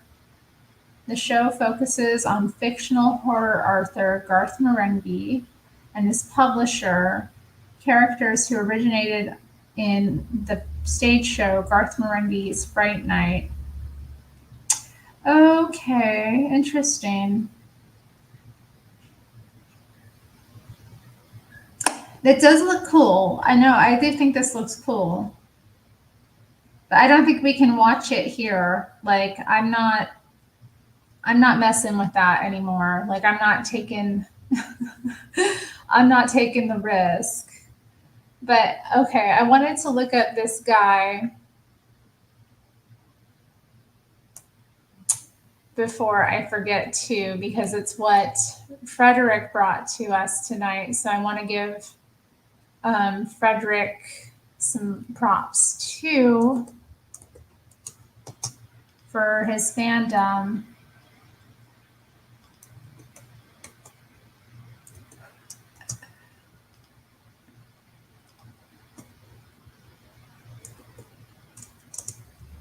Let's see, pull it up.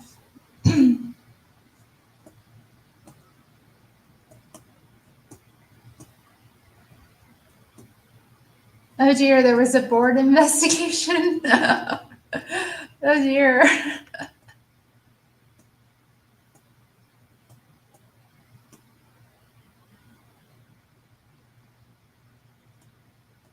There he is. Okay, he has his own thing. I'm like, where's his thing? I'm like trying to find his thing. Oh man, this is getting a little intense, some of these titles, Fred. I don't know. He goes live though. It'd be fun to go in his chat. I like trolling these kind of chats. Well, I'll see you there, Fred.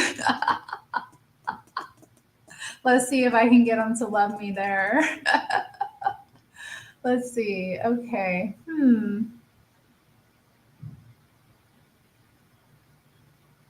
The falsification of African consciousness. Damn. He is MK Ultra'd as book. Pardon my language. I'm sorry. Dang. Okay.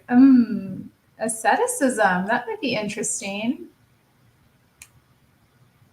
I saw some.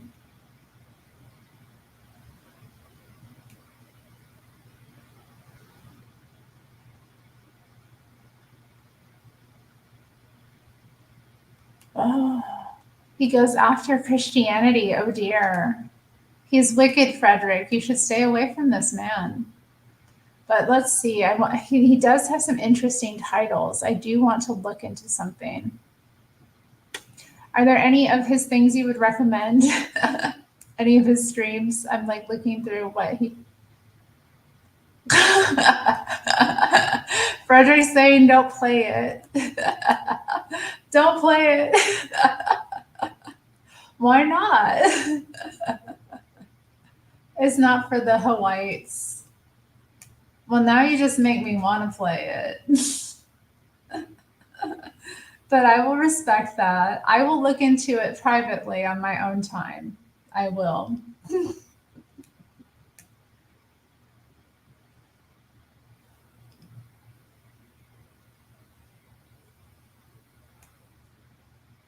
Well, I must say, actually, let me ask: does he ask that white people not watch his stuff? Is he that into it, or is he like? Because I know there's some people that really don't even.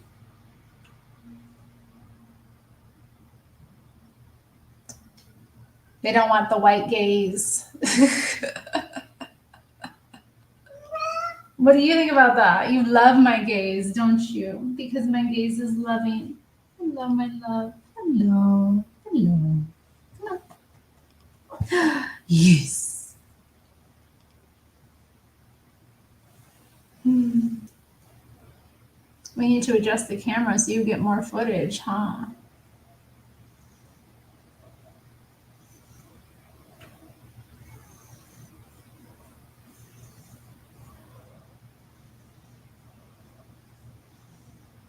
Have you watched his stuff, Matthew? Hey, I love you. I love you. You're so good. You're so good. You're the best kitty in the world. Yeah. Best kitty I ever did see. Best kitty. How come I get the best kitty?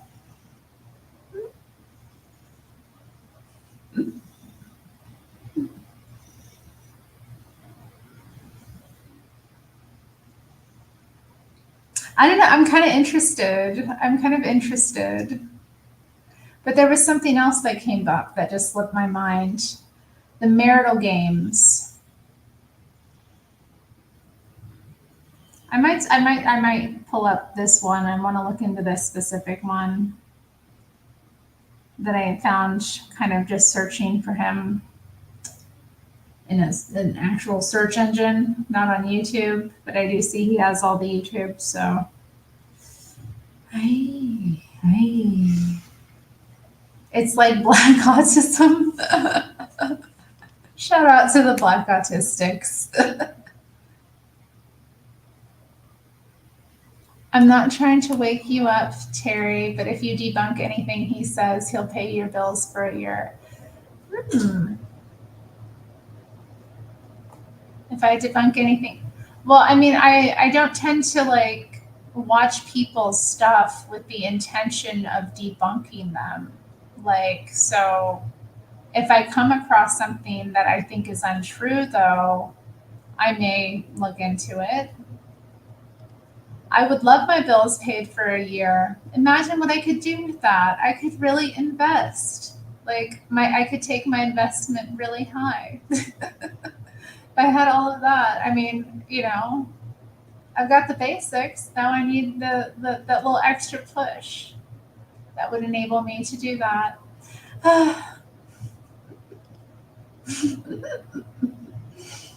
Hmm.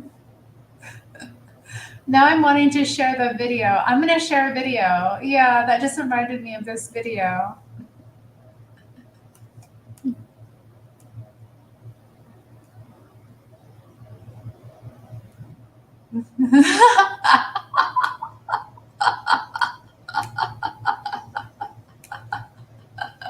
Nice. Come on, babe. Come on. No, no. Oh, you want to stay? He wants to stay. I understand. Okay. Well, honey, let me uncross my legs. Let me uncross my legs. It's hard to move and have you on my lap if my legs are crossed.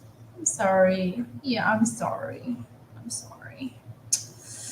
I know. You just want to be with me. You just want to be with me. What are your rituals with your animals? I think about it sometimes. I love interacting with mine. He's just so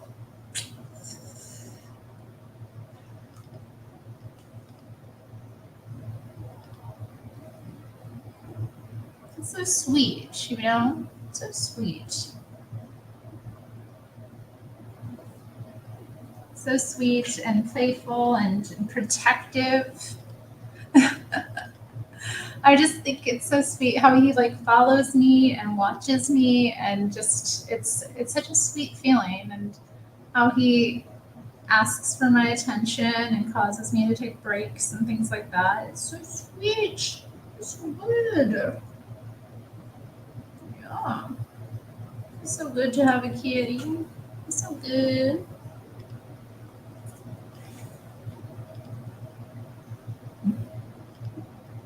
I was talking in the JLP chat this morning with Soraya about the cat, and I was like, mine sleeps next to me. He does. He has to be next to me. That's how it is. Some nights, he'll come to bed later than others, but when I wake up, he is there. Oh.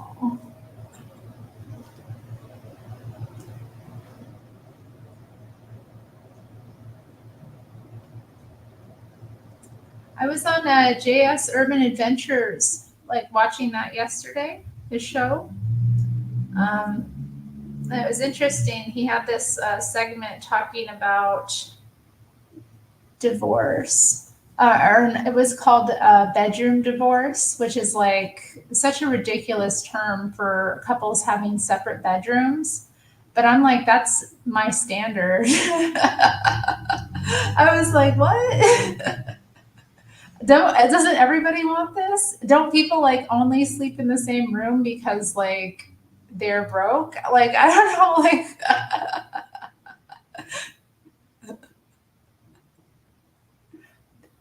he's protective.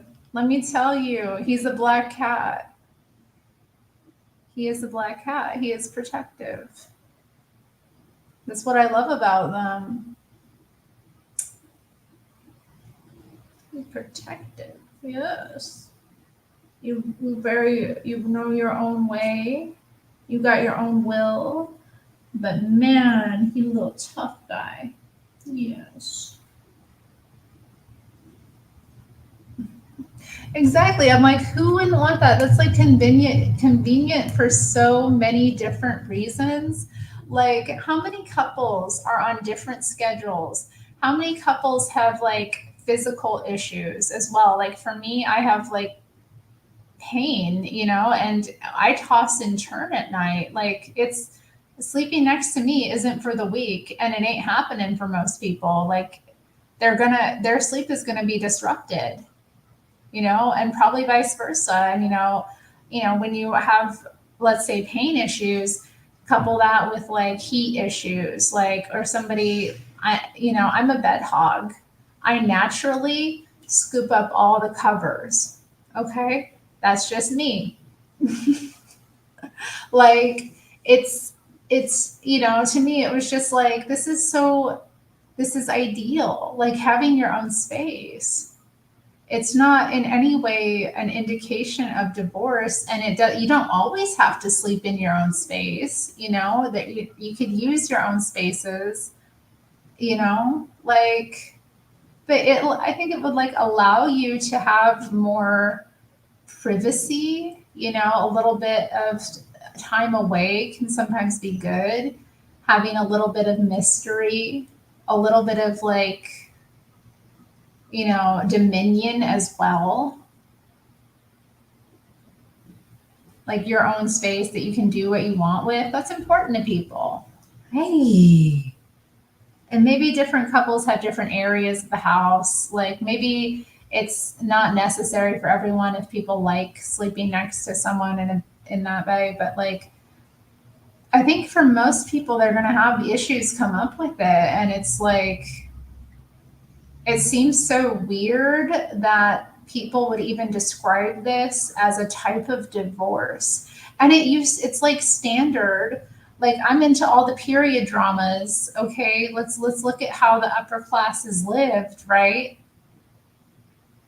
They had separate rooms. The people who lived best, like they had separate rooms. The women and men, like the husband and wife would have separate rooms. And it was not a weird thing. It was normal.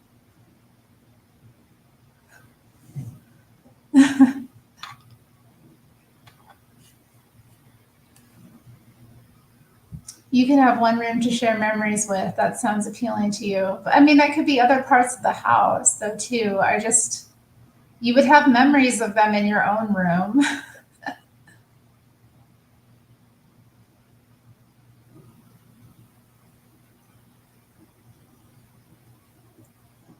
Yeah, exactly. That too. Like, yeah, when people can be very grumpy if there's somebody else to blame. And I find that with couples a lot of the time. It's a marital game.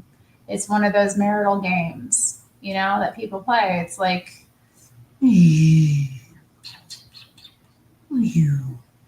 one of those games that people play with each other. Like, they didn't get sleep the night before. So it's like a way that they can be angry, or be whatever, or treat someone less kindly than they should.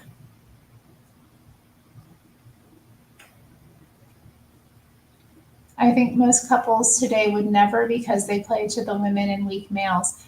I don't know what you're responding to. Would never what? You mean about sharing a bedroom? Sharing a bed? The woman wouldn't want to give it up.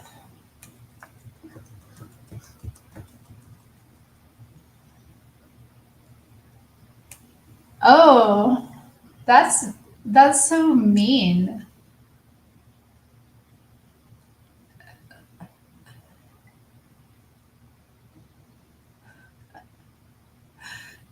Ugh. Yeah, it does. It does kind of. Yeah, it does give a little bit of like comfort. I think I would be. I would feel comforted by that though. Like when you can't manipulate someone into like just going along with you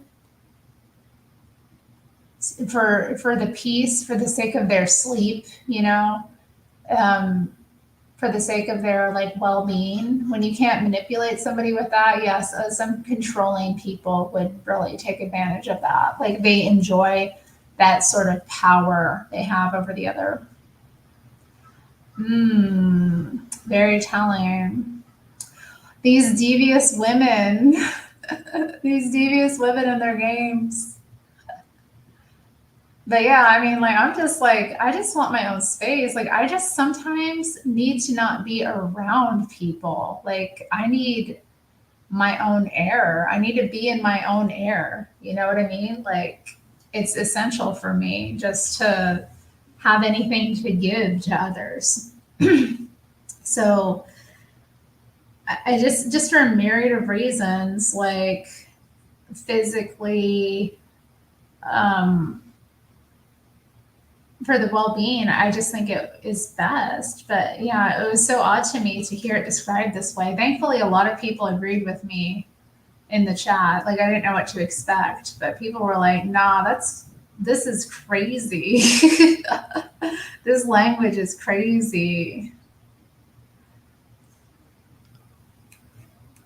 Let me see what Fred said. Fred said something funny about having 5 wives. They all have their own bedroom for sure. Frederick, if they can't have their own house, you shouldn't be playing around with having 5 wives. Like, seriously. Unless you have a compound, unless you can build a compound where, like, you live in a massive ass house and every wife has her own quarters that she is responsible for and has dominion over, you can't expect 5 women to share the same kitchen.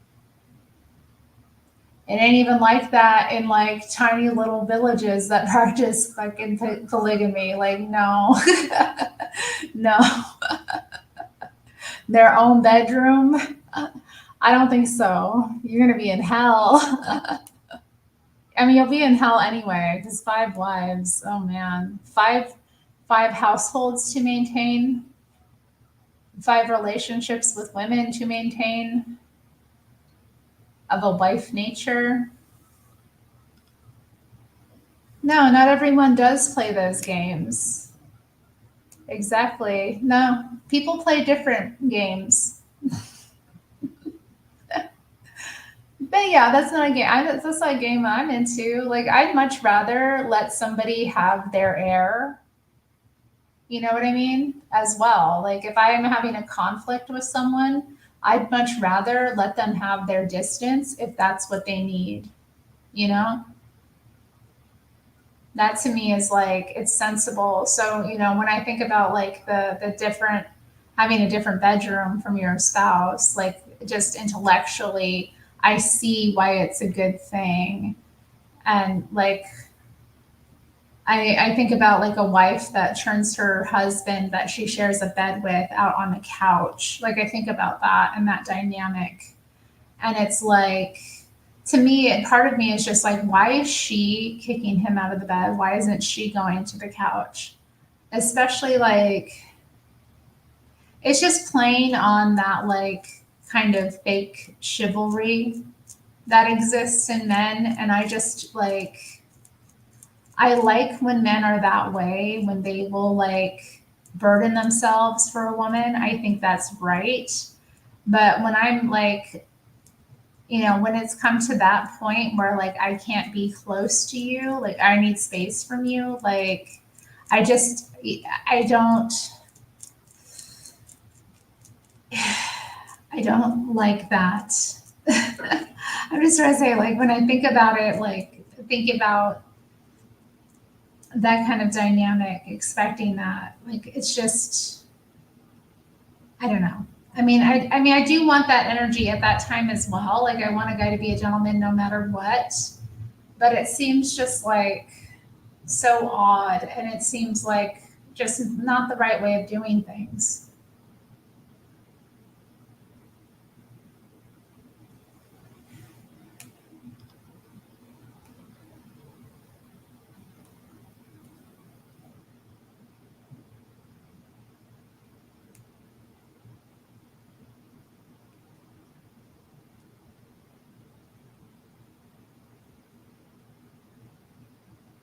That's awesome. That is awesome.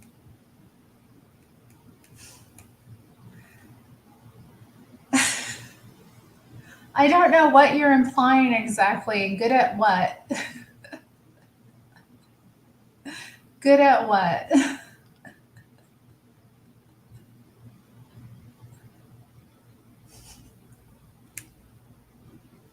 That's right, ink shots. That is so right.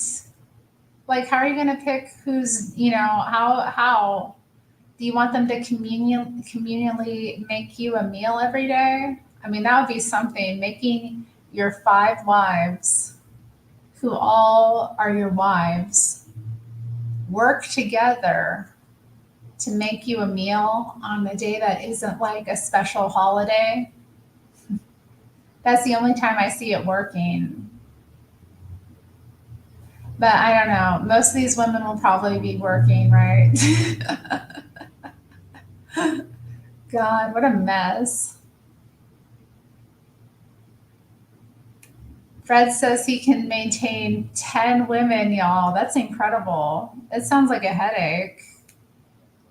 And I can't entertain a band that would entertain 10 women. That would be completely, completely unacceptable to me. Hmm. Hmm. You should be willing to sleep on the couch. I'm willing to like go get a hotel if I need to get away from him. Take his credit card out of his wallet, go to the hotel for a night, get some takeout, watch some like bad cheesy cable or like local news. That's like my treat.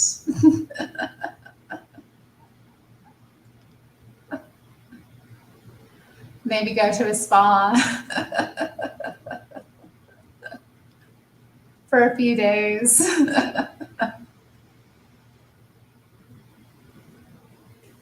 I think that happens a lot, actually. I see that sometimes in like these misogynist circles, for lack of a better word, where the men are so angry at women, they project their own fear about dying alone onto women. And in reality, men suffer loneliness far more than women do. Like, men really are lonely without women, and not just without women, but they lack the kind of bonding with one another, that can sustain. So women tend to have a lot more social connections. They tend to make those easier with people. So women, just as they age, if they're alone or whatever, for whatever reason, on their own, independent, they still can create a network for themselves. But men kind of struggle with that. And it's really important for men, like, seriously, work on your network, work on the people you know. Like, it comes in handy. Build relationships with people. Like, it's really worthwhile to, and not just people that are like, of shared interests, but like people around you, your neighbors, your community. Like, be be around at the things you need to be around for. Like, a lot of people just skip out and don't participate, and it's really a mistake.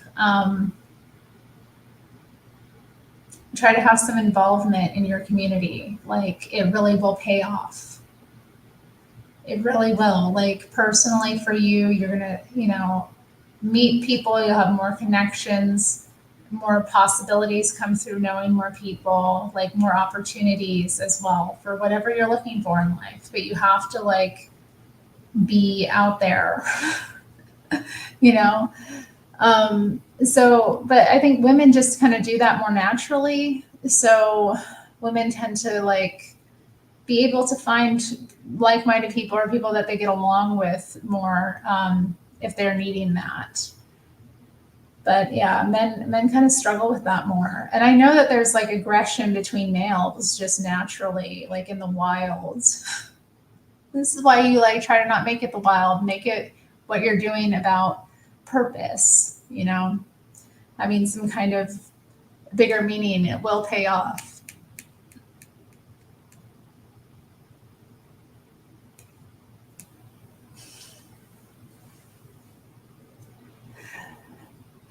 I concur. I concur. Like, it's, yeah.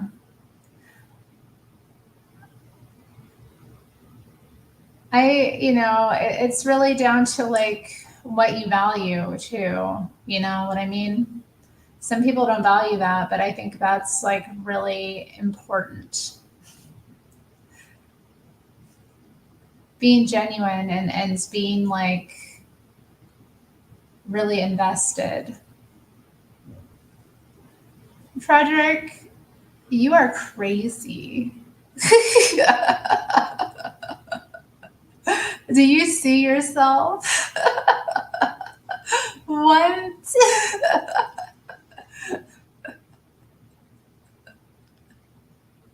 Who are these women?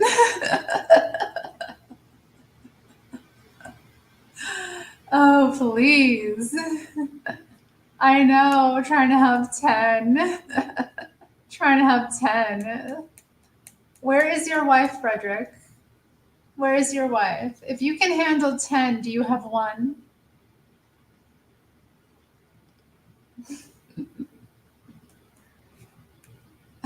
Thank you. I am devious as well. Like, don't play me. I'm not the one. I've said it. Like, I will get dirty. I will fight back.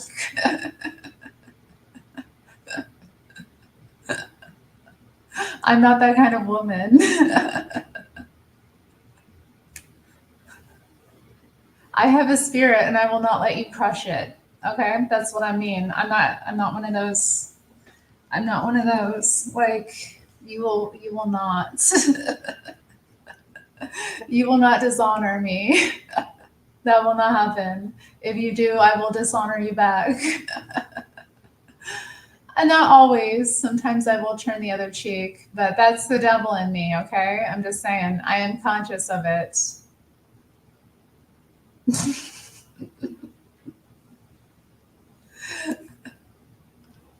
Everyone is lonely all the time. Oh, speak for yourself. That is not true. How interesting. Boys are lonely, not men. Ooh, stoic, strong. Matthew is exuding strength.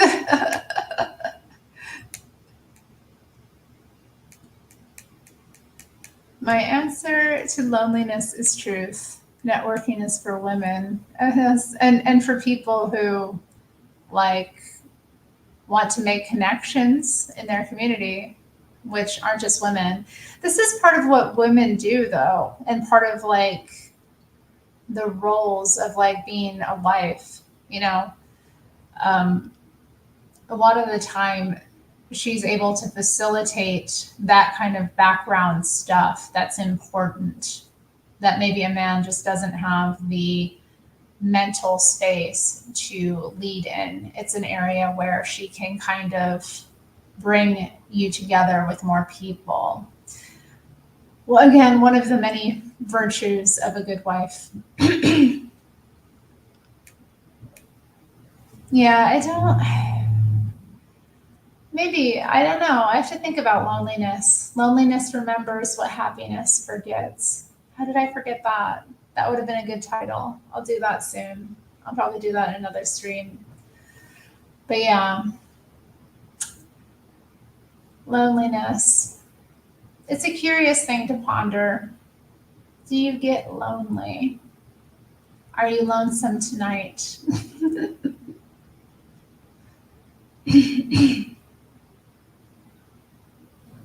I think it is normal to feel alone and lonely, and but I don't know, lonely never made me, it never felt like resonant when I think of things I've been through, like feelings I've had at times, like not so much loneliness. And besides, maybe I just haven't been like that alone. I don't feel alone. I mean, I have a lot of interaction. So, I mean, day to day, I guess today I didn't interact with any people. No, I did interact with someone. I ordered DoorDash. I did interact with someone. Thank you. Forgot about that. So I did interact with one person and another person in the hallway, actually. As I was coming back upstairs, someone from my floor was getting into the lift. So I did interact with him briefly as well. But yeah, so I think sometimes, but then, I mean, I don't feel, and I mean, Nero, I interact with him. We have conversations, and then I'm working, so I'm interacting with people as well. It's not in person, but I'm interacting with people. So, oh, it just doesn't really come up for me. And then I have like my friends and like my church family and all of the fun of that, you know. I try to be as involved in that as I can be. So, anyway,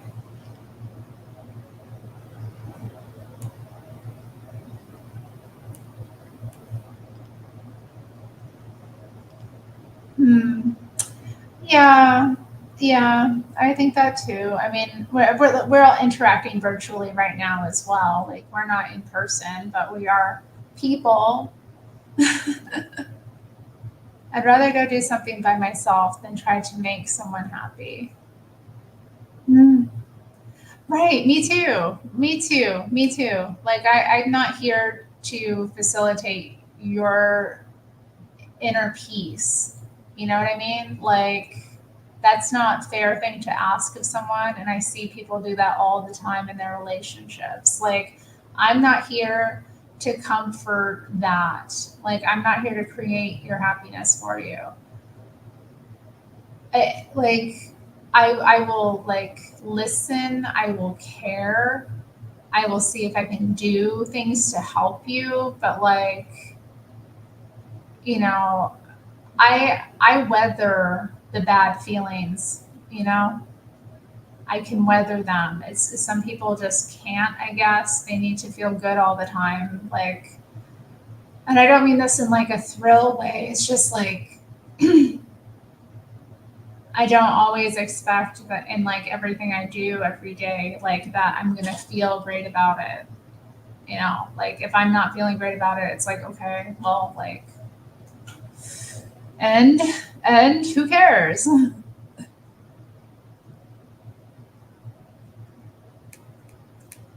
Yes, they say it is most lonely when you have someone.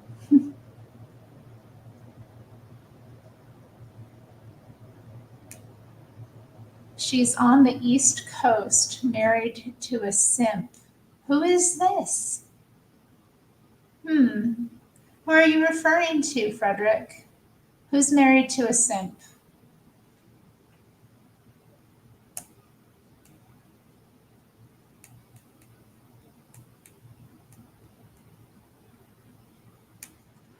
Oh, I'm waiting for her to get divorced and take him for half his stuff.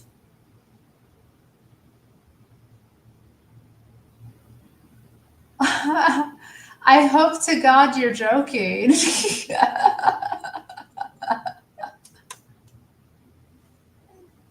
No, they can. It's important, especially if you're an entrepreneur. Like if you have a business, yeah, that can be important. Or if you're in some kind of trade. Yeah, yeah, it is important. Or, excuse me, like how many conferences related to different jobs. I mean, in my career field, there are all kinds of things going on. So I don't know what you mean. And it's a lot of men. It's a lot of men. Like it's. I mean, it depends on what it is, but when you get to like that kind of level, like it's a lot of men. So I don't know. I mean, there's women. There are women, but they have they work together. That things come together.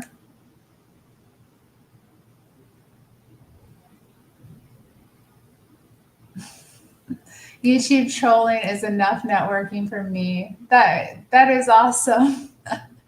I've enjoyed it. I've enjoyed it. Like I'm glad I've met you all. Like and that you're so nice coming to my streams. I don't always know like who's gonna enjoy them or not. Like people do always, but it's nice to see that like while trolling, I picked up some people.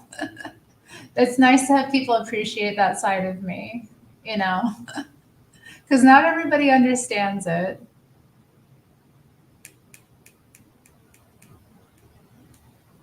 I got that from Will Smith. What did I get from Will Smith? Oh, Will. Oh, Will. What's going on with Will? I like, I know I shouldn't. I know it's wrong. You know what I mean? Like, I know it's wrong to worry about a man like him, to care. I know he's a grown man. He can handle his business. It's his choice how he lives his life. But I wonder, like, what's going on in him? What is going on in him? Like, oh, he was such a hero to me as a kid, you know? And so it's just kind of hard to see that he's like dealt with the kind of things he's had to deal with, I'll just say.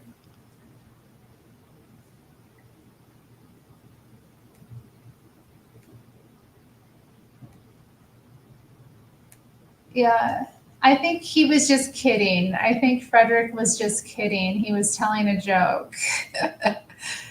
He doesn't want us calling the Nick stream on him. Rest assured, Frederick, you will never see me do anything like that. Okay? You have my word. If I ever call Nick, it's because I want to speak to him. I would not call him to speak about you or I think anybody else. I don't think that's respectful.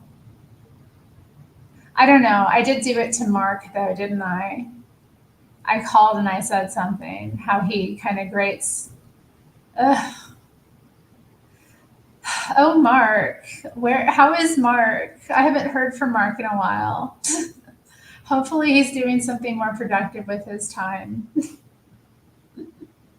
You just feel it. Like, and I can't with some of the things he says. They're just like really awful. They're really awful and wrong. And like, oh, is the hello to the real Mr. Mad. Came here for the menorah spinning. Pretty disappointed, not gonna lie.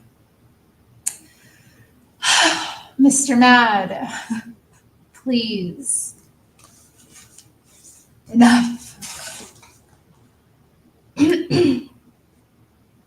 Okay. You did miss it. I did read Psalm 85 earlier. Um,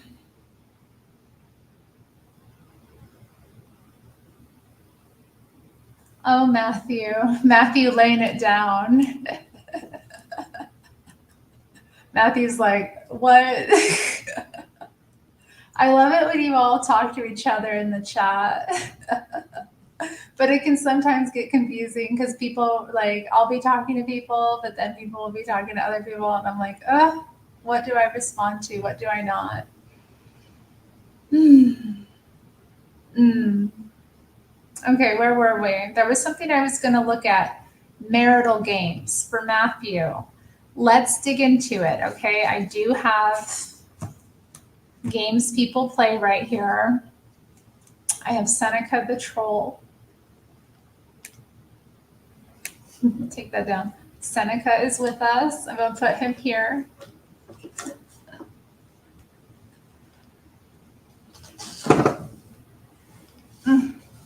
Oof. Tried stretching out today. I have to say, I'm still, oof. So yeah, marital games. I mean, this whole thing is fascinating, but yeah, let's continue on with marital games.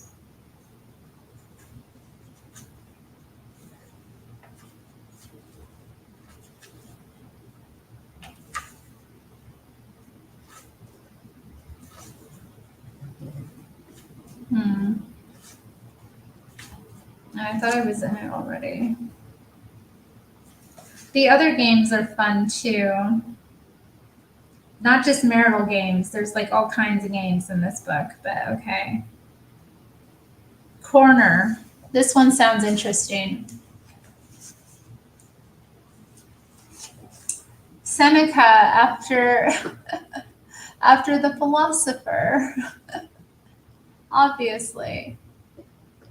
After Seneca falls as well, where the conference to bring about the movement that became women's suffrage in the US was born in 1848. Also the year that the Communist Manifesto was published. Interesting. But maybe I should contact Hake to talk about some of that history. I find it fascinating. Like those people at that time were so incredible. These Americans, like I see them as founders. The reformists are some of the most. That is such a fascinating time in American history. Like through industrialization, the changes that it brought about in the nation is just like phenomenal history. Like I support the North. I support the North, obviously, in that struggle. But oh man, I do find it like that history and some of the people at that time so interesting. And it is Women's History Month, so like some of those women like were incredible. Like the life of Elizabeth Cady Stanton is wild. It is. I mean, it is and it isn't. It is and it isn't. Because she was like a very normal woman in many regards. She had many children, you know, but she was very passionate and she was very smart. And she wrote a lot of the speeches with Susan B. Anthony, that Susan B. Anthony would go around the country speaking and giving, you know. So they came together, actually, they met because they were abolitionists. And actually, it's interesting. Hey, baby, stop. There's a lot of like books that touch on this, but it's interesting that so many of the women who became like part of women's suffrage did because they were initially part of the movement for abolition. And they felt that they were held back in many ways because of the restrictions on women generally. So in terms of their activism and their advocacy for the emancipation of Negro slaves in the US, they felt very strongly that they had to advocate for women as well, because the fact of the matter is women didn't really have any way to fight it legally. And there were all these other issues they were facing as well. Like, I find that history fascinating. What? And I find women like this fascinating. Like, yeah, but Elizabeth Cady Stanton, she got canceled, y'all. She got canceled. She got canceled before canceling was a thing. Because again, this stuff happens, you know. But and some of the things she said and did weren't exactly right. But she was very controversial, and I respect that. Yeah, it's my cat. He's wanting my attention. Honey, come on. Wait, we were being sweet together. Hey, were you being fake? Hi. You want my lap? Come on. Why you? You was crying. Why were you crying? Why? Why are you crying? I don't need to cry. Are you bored of me? Do I bore you? I'm boring, aren't I? Yeah. He's like, why is she just sitting there making noise? Why doesn't she shut up? Oh my goodness. Why he gotta live with, is she loud during the day? Is she loud at night? When's she gonna stop? I know. What's wrong with her? What's wrong with her? Making all that noise. Why is she not playing with him? Okay. Okay. I'll wrap it up. I will wrap it up. I'm gonna read your corner though. Hi, sweetie. Hi. Hi. Hi.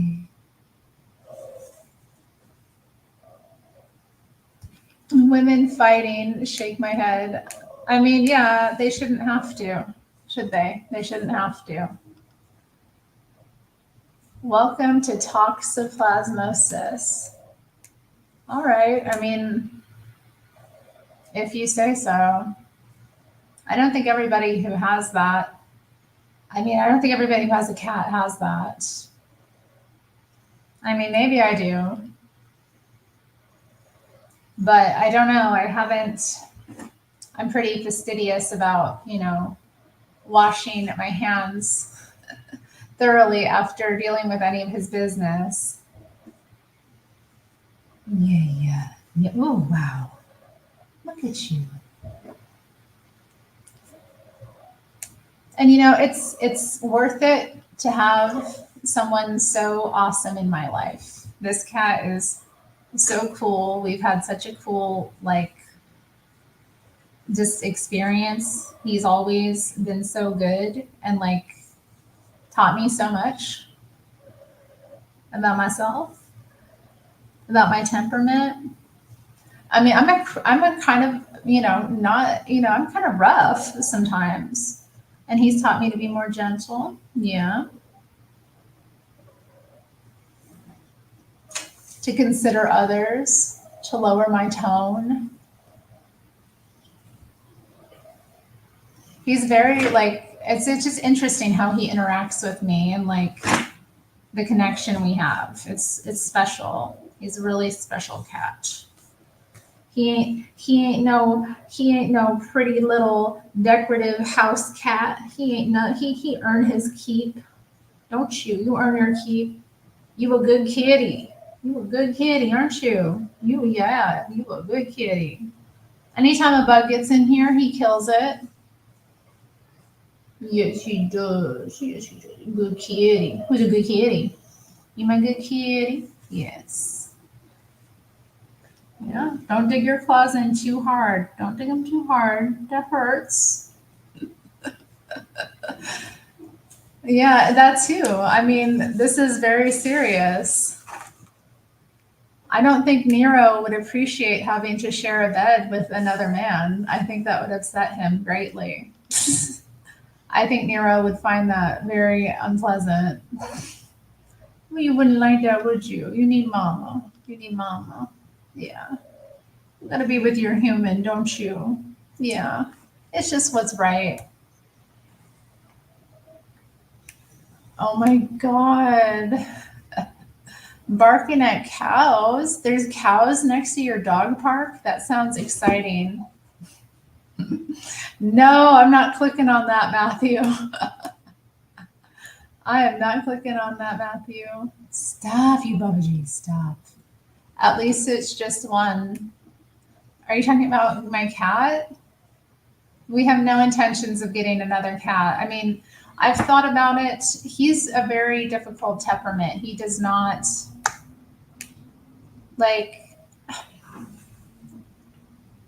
he's aggressive. Let's just say that. He's aggressive. He's sweet to me.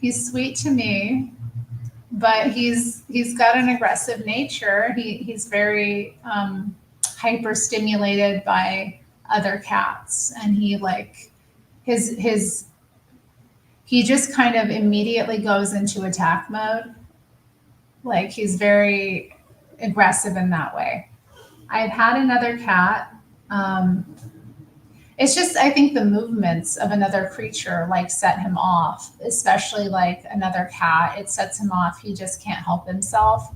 We did have another cat at one point, and she was a great cat. She actually passed away recently. Rest in peace, my girl. I was sad. Um, but anyway, yeah, she and him like they didn't get along.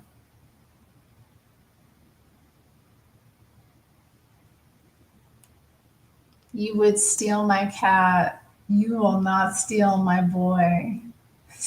You would never steal him from me. He would only learn to love you as well.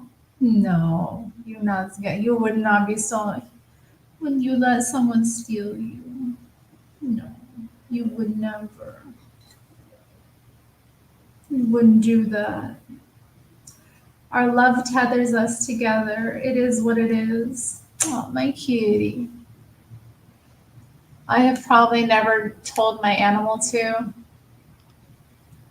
No way, a feline that demonstrates random patterns of assault. Assault? Oh, you mean towards the other cats? I was like, he never assaults me. I mean, he has, when he was younger, he was a bit of a terror, actually. Sometimes he would get his eyes, like, would get all hyperstimulated. He's meant to be a hunter, and he hasn't really been able to exercise those faculties, I think, to the greatest extent. And I mean, now we live in an urban apartment and he's a spoiled little house cat, but there is that part of him that yearns for like having his own, very large. I can tell that we play games too. Maybe he thinks he would have that. I think he was a runt too. I get a feeling like that about him just because he has this kind of like Napoleon complex. He likes to be the boss. But he lets me be the boss. He let me be the boss. He's such a good boy. He eventually, I mean, I have to coax and fight and argue with him a little bit to get him to, you know. But eventually, he let me be the boss. He's a good boy. Anyway, you play with a cat using toys and it teaches him. I mean, I don't know. He's just wild. Well, we've been through a lot of it, and I think we're going to wrap up soon. So I don't know, Santino. There's a lot to go over, but think about it. Idol worship. What does it make you think? Idolatry and idol worship. IDOL and IDLE. How are they related? Okay, corner. Okay. Well, let's start. There's a paragraph above that. I'll start there. Marital games. Almost any game can form the scaffolding for married life and family living, but some, such as If It Weren't for You, flourish better, or like Frigid Woman, are tolerated longer under the legal force of contractual intimacy. Marital games, of course, can only be arbitrarily separated from sexual games, which are treated in a separate section. Those games which characteristically evolve into their most full-blown forms in the marital relationship include corner, courtroom, frigid woman and frigid man, harried, If It Weren't for You, Look How Hard I've Tried, and sweetheart. Yes, yes, that's my boy. I'm proud of him. I love my cat. I love him. He is wonderful. Cats are the queens of idol worship. I mean, yeah. They say that they were worshipped in ancient Egypt and that they haven't forgotten, cats have not forgotten that. I wonder sometimes. But I feel it's fair. I think cats demand you to respect their personhood to a certain degree. And like, you know, they don't expect you to treat them like a human, but they do expect that you consider them, you know, and their own will. They ask that you not like impose your will on them. And to some people, like they can't take that in an animal because the animal has to be, you know, underneath you. But for me, I just find them to be very charming companions. Like they just, you know, I grew up having them. We had cats growing up, and we did have dogs a couple of times, but they were never for like really long periods. It's usually because we ended up with a dog. So, you know, for a while we were like watching it, or I did have a pretty strong relationship with my uncle's dog. I would often dog sit. But anyway, getting off of that, like, and you know, he just beats me into submission. He hasn't beaten me into submission for years. He doesn't need to. We have an understanding.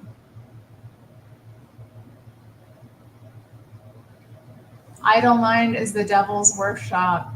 I don't know. And what does it mean to have an idle mind?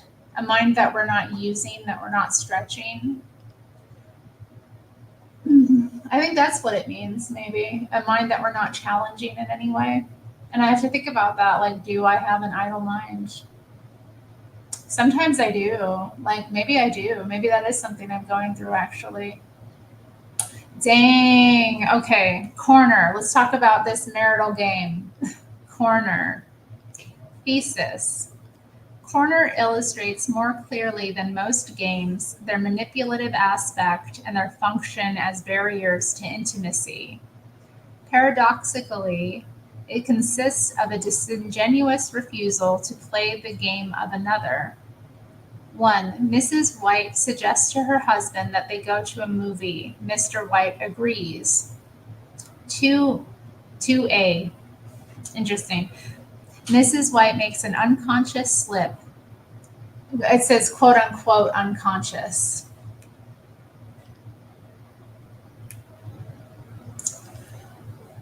She mentions quite naturally in the course of conversation that the house needs painting.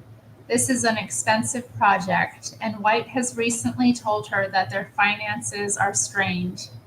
He requested her not to embarrass or annoy him by suggesting unusual expenditures, at least until the beginning of the new month. This is therefore an ill chosen moment to bring up the condition of the house, and White responds rudely. 2b. Alternatively, White steers the conversation around to the house, making it difficult for Mrs. White to resist the temptation to say that it needs painting. As in the previous case, White responds rudely. Okay, so this is A is like the wife doing it to the husband, B is the husband doing it to the wife.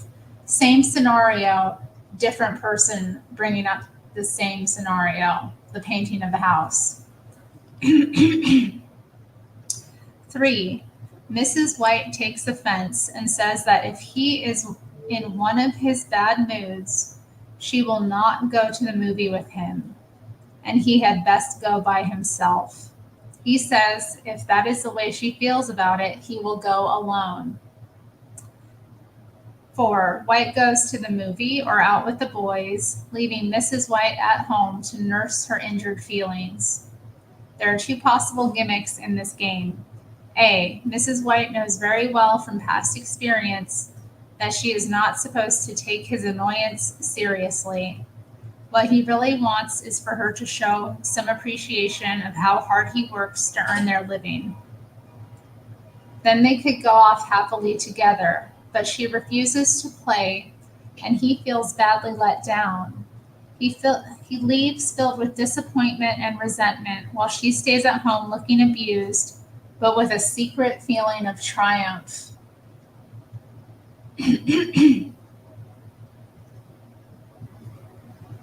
B. White knows very well from past experience that he is not supposed to take her pique seriously, What she really wants is to be honeyed out of it. Then they would go off happily together, but he refuses to play, knowing that his refusal is dishonest. He knows she wants to be coaxed, but pretends he doesn't. He leaves the house feeling cheerful and relieved, but looking wronged. She is left feeling disappointed and resentful. In each of these cases, the winner's position is, from a naive standpoint, irreproachable. All he or she has done is take this other literally. This is so funny. Let me read that again. All he or she has done is take the other literally. This is clearer in B, where White takes Mrs. White's refusal to go at face value. They both know that this is cheating, but since she said it, she is cornered.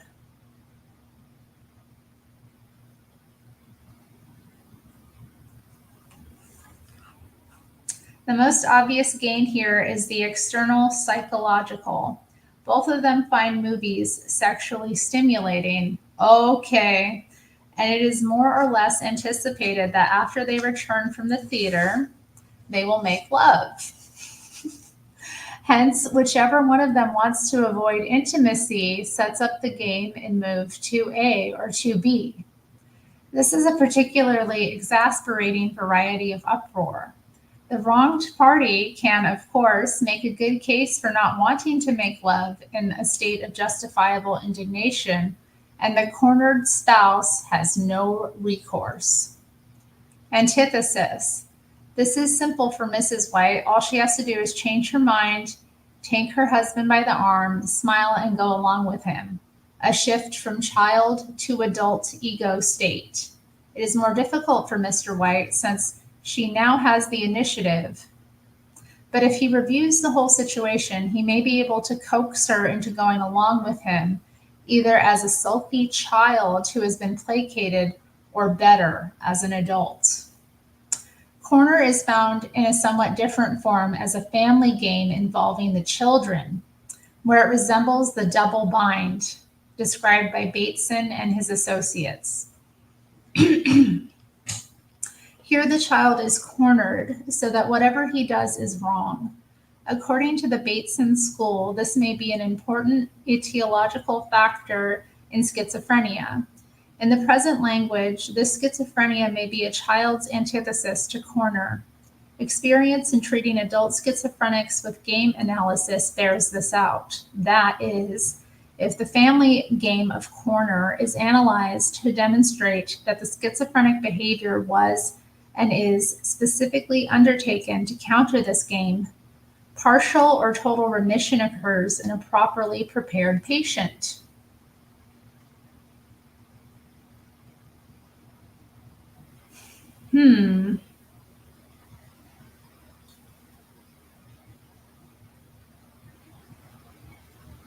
I think that's so true. I think that is so true. Like, I don't know if any of you have known schizophrenics, but I have. Now I'm thinking, like, was this developed as a response to like getting out of those games that were being played? I can totally see that, just like, because that kind of thing can drive children out of their minds, because kids do take things literally a lot of the time.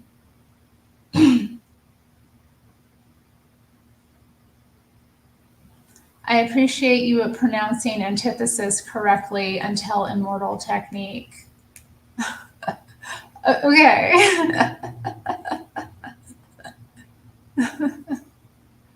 Shout out to the schizos. Yeah, we're here for you. Yeah.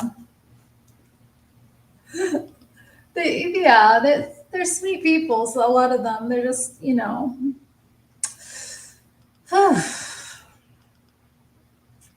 But it's like, is that a whole game in and of itself? Okay, so anyway, an everyday form of corner, which is played by the whole family and is most likely to affect character development of the younger children, occurs with meddlesome parental parents. The little boy or girl is urged to be more helpful around the house, but when he is, the parents find fault with what he does. A homely example of damned if you do and damned if you don't. This double bind may be called the dilemma type of corner. Corner is sometimes found as an etiological factor in asthmatic children. Oh, interesting. Hmm. Little girl, mommy, do you love me? Mother, what is love? This answer leaves the child with no direct recourse. She wants to talk about mother, and mother switches the subject to philosophy, which the little girl is not equipped to handle. She begins to breathe hard. Asthma, mother is irritated. Asthma sets in. Mother apologizes, and the asthma game now runs its course. This asthma type of corner remains to be studied further. Oh, my father had asthma, and hmm, I wonder. I wonder. Hmm. Interesting. You do wonder with people. Like, shout out to the asthmatics. You're welcome here. We welcome all. We all got stuff to work through. An elegant variant, which may be called the Russell Whitehead type of corner, sometimes occurs in therapy groups. Black. Well, anyway, when we're silent, nobody is playing games. White. Silence itself may be a game. Red. Nobody was playing games today. White. But not playing games may itself be a game. The therapeutic antithesis is equally elegant. Logical paradoxes are forbidden. When White is deprived of this maneuver, his underlying anxieties come quickly to the fore. Closely allied to corner on the one hand and to threadbare on the other is the marital game of lunch bag. The husband who can well afford to have lunch at a good restaurant nevertheless makes himself a few sandwiches every morning, which he takes to the office in a paper bag. In this way, he uses up crusts of bread, leftovers from dinner, and paper bags, which his wife saves for him. This gives him complete control over the family finances. For what wife would dare buy herself a mink stole in the face of such self-sacrifice? The husband reaps numerous other advantages, such as the privilege of eating lunch by himself and of catching up on his work during lunch hour. In many ways, this is a constructive game which Benjamin Franklin would have approved of, since it encourages the virtues of thrift, hard work, and punctuality.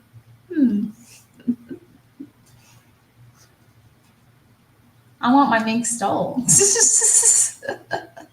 What kind of wife would buy herself like, yeah, I want my husband's wife to look good. I want my husband's wife to look fabulous.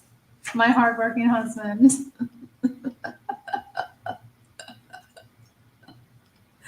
What's that got to do with me? And also, like, does she not have any income of her own? Like, really?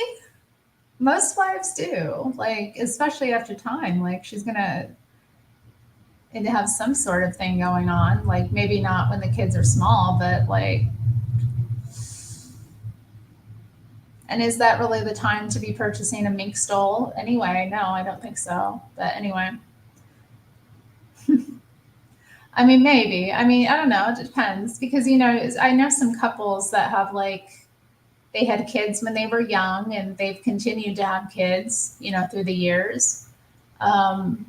So, oh, well, I would like to have a fox. I would like to have a fox for sure one day. I cannot, I know, for real, for real. I love it. I mean, I don't mind eating with other people sometimes, but eating on your own, especially like if you have to work around people, I loved my lunch hour. Like when I was going into the office, it was the most renewing thing. And I feel like my lunch hours working from home just aren't as good. Maybe once it gets a little bit nicer out, I will maybe tip my toes out. Like I used to in the summer go and get like,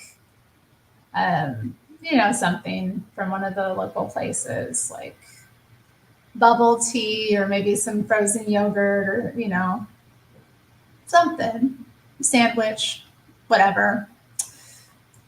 I love real nice Minx doll. I mean, I'd like a mink too. They're very nice. Very nice. They look very warm. I haven't worn one. I don't know, but like we're making it happen. It's just so nice. Like it's so comforting. It's so like I don't know, just you feel just so warm and you feel like just nice in them. It's a good thing. Okay.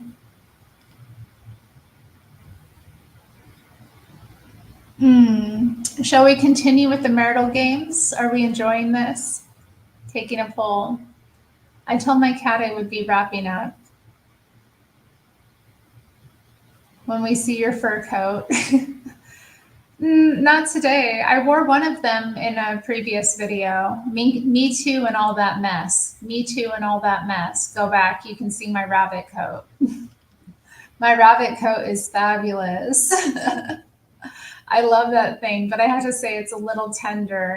I look at it, I'm like, I want to wear it all the time. My cat is, yes, I did. Honey, how do you feel? Where are you? Where are you, my dear? I will wrap up soon. I will wrap up soon. We'll go a little bit longer though. I'll read another paragraph from this book and then I think we'll end the stream. So he does. Don't get it twisted. He has all kinds of cool hiding spots. I'm happy that we moved into this place. Like he has plenty of room to run around. So when he gets his zoomies, he can go like he has a long way that he can run back and forth and like he has plenty of stuff to jump on, places to sleep and hide and like places to make little cat nests and places to climb. It's good for him. Yes, a rabbit hat. Rabbit is very warm. He's trying to hit them alleys to find a new piece. No, not my baby, not my boy, not my boy. He would. He would. He was planning for that kind of life. Well, it did not happen. I told him if you're gonna live with me, like you can't have any other women, and he agreed. So he has been neutered. I imagine that you live in just one room and that you are living in 140 square feet. Oh, yeah. Well, that's probably good. I don't need you imagining all my, my space. You see what I show. If you follow me closely, you will see other snippets of the space. But no, I'm not in Japan. I can't imagine living in 140 square feet. I mean, I probably did it when I was younger because, living with roommates and that kind of thing, I spent most of my time in my room, to be honest. I don't like having roommates for that reason because it's just like, unless you're friends, but even then there's tension. What is a man? What is a man? If a man loses his testicles, does he cease to be a man?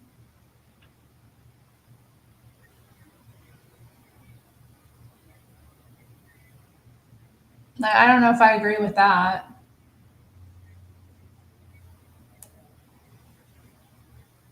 I'd live in a camper before having roommates again. God. Is this a real question? Is this a real question? What? What?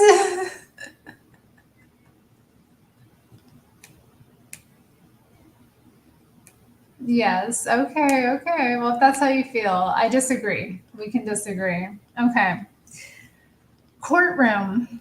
Thesis. Descriptively, this belongs to the class of games which find their most florid expressions in law, and which includes wooden leg, the plea of insanity, and debtor, the civil suit.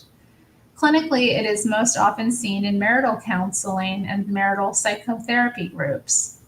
Indeed, some marital counseling and marital groups consist of a perpetual game of courtroom in which nothing is resolved, since the game is never broken up. In such cases, it becomes evident that the counselor or therapist is heavily involved in the game without being aware of it.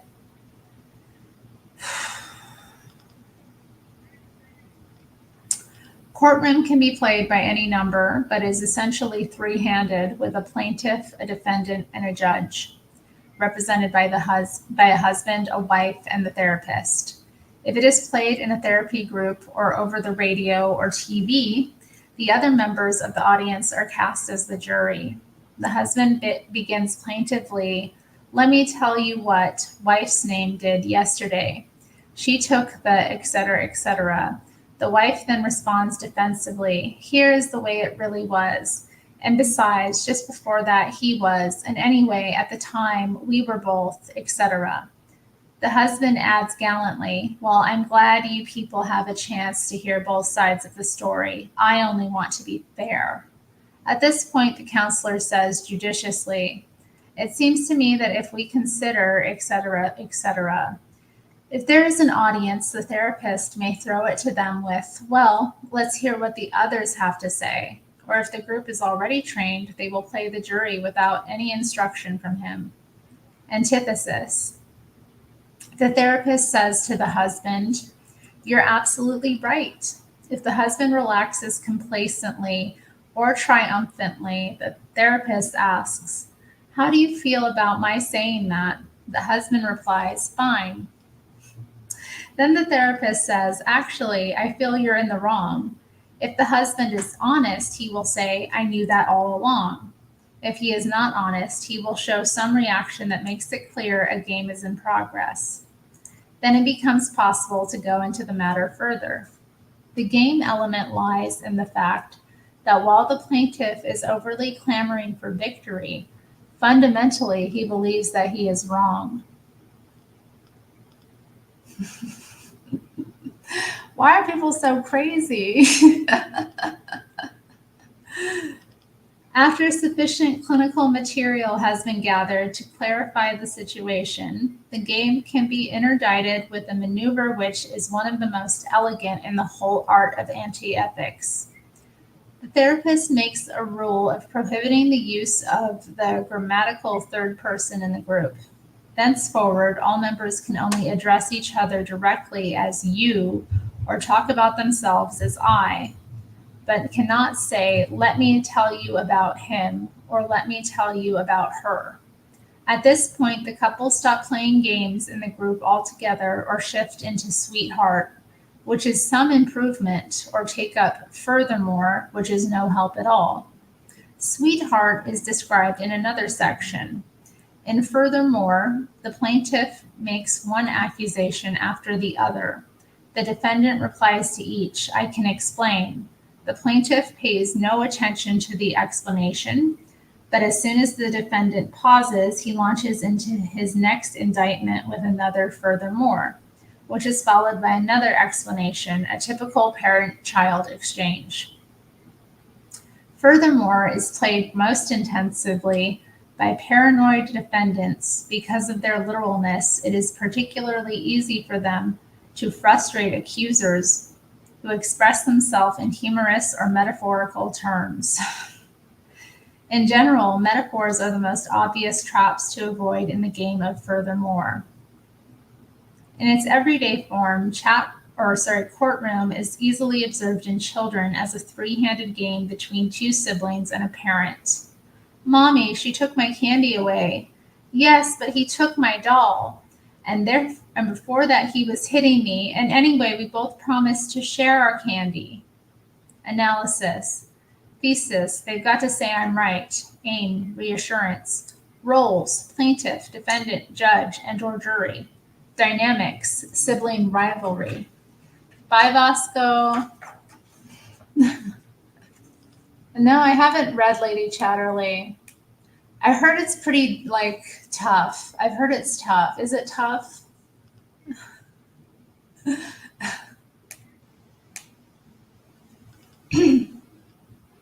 Examples: children quarreling, parent intervenes, married couple seek help, social paradigm, adult. This is what she did to me. Adult. The real facts are these. Psychological paradigm, child parent. Child, tell me I'm right. Parent, this one is right, or you're both right. Moves, complaint filed, defense filed. 2. Plaintiff files rebuttal, concession, or goodwill gesture. 3. Decision of judge or instructions to jury. 4. Final decision filed. Advantages: internal psychological projection of guilt. 2. External psychological, excused from guilt. 3.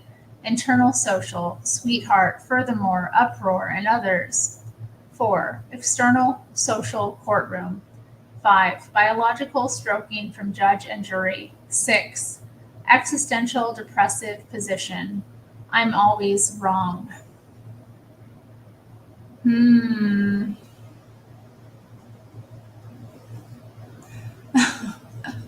Is Vasco okay?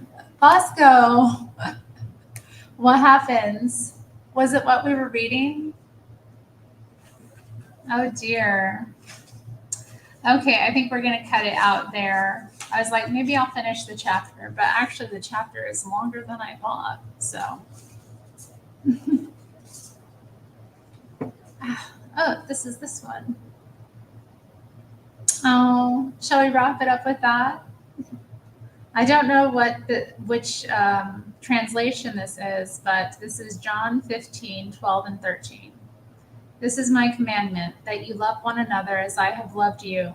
Greater love has no one than this, that someone may lay down his life for his friends. All right. Good talk tonight. No, I haven't. No. Oh. I haven't seen it. I saw Jesse report on it today, but I did not want to look at it. I don't think I saw much footage of it. I don't want to. I find that kind of thing upsetting. It sounds like a horrible, horrible thing. I just can't, Besides, I brought up P. Diddy earlier. That's what I was seeing. There's so many things going on. I don't know. I can't keep up. But yeah, have a good night. Take care.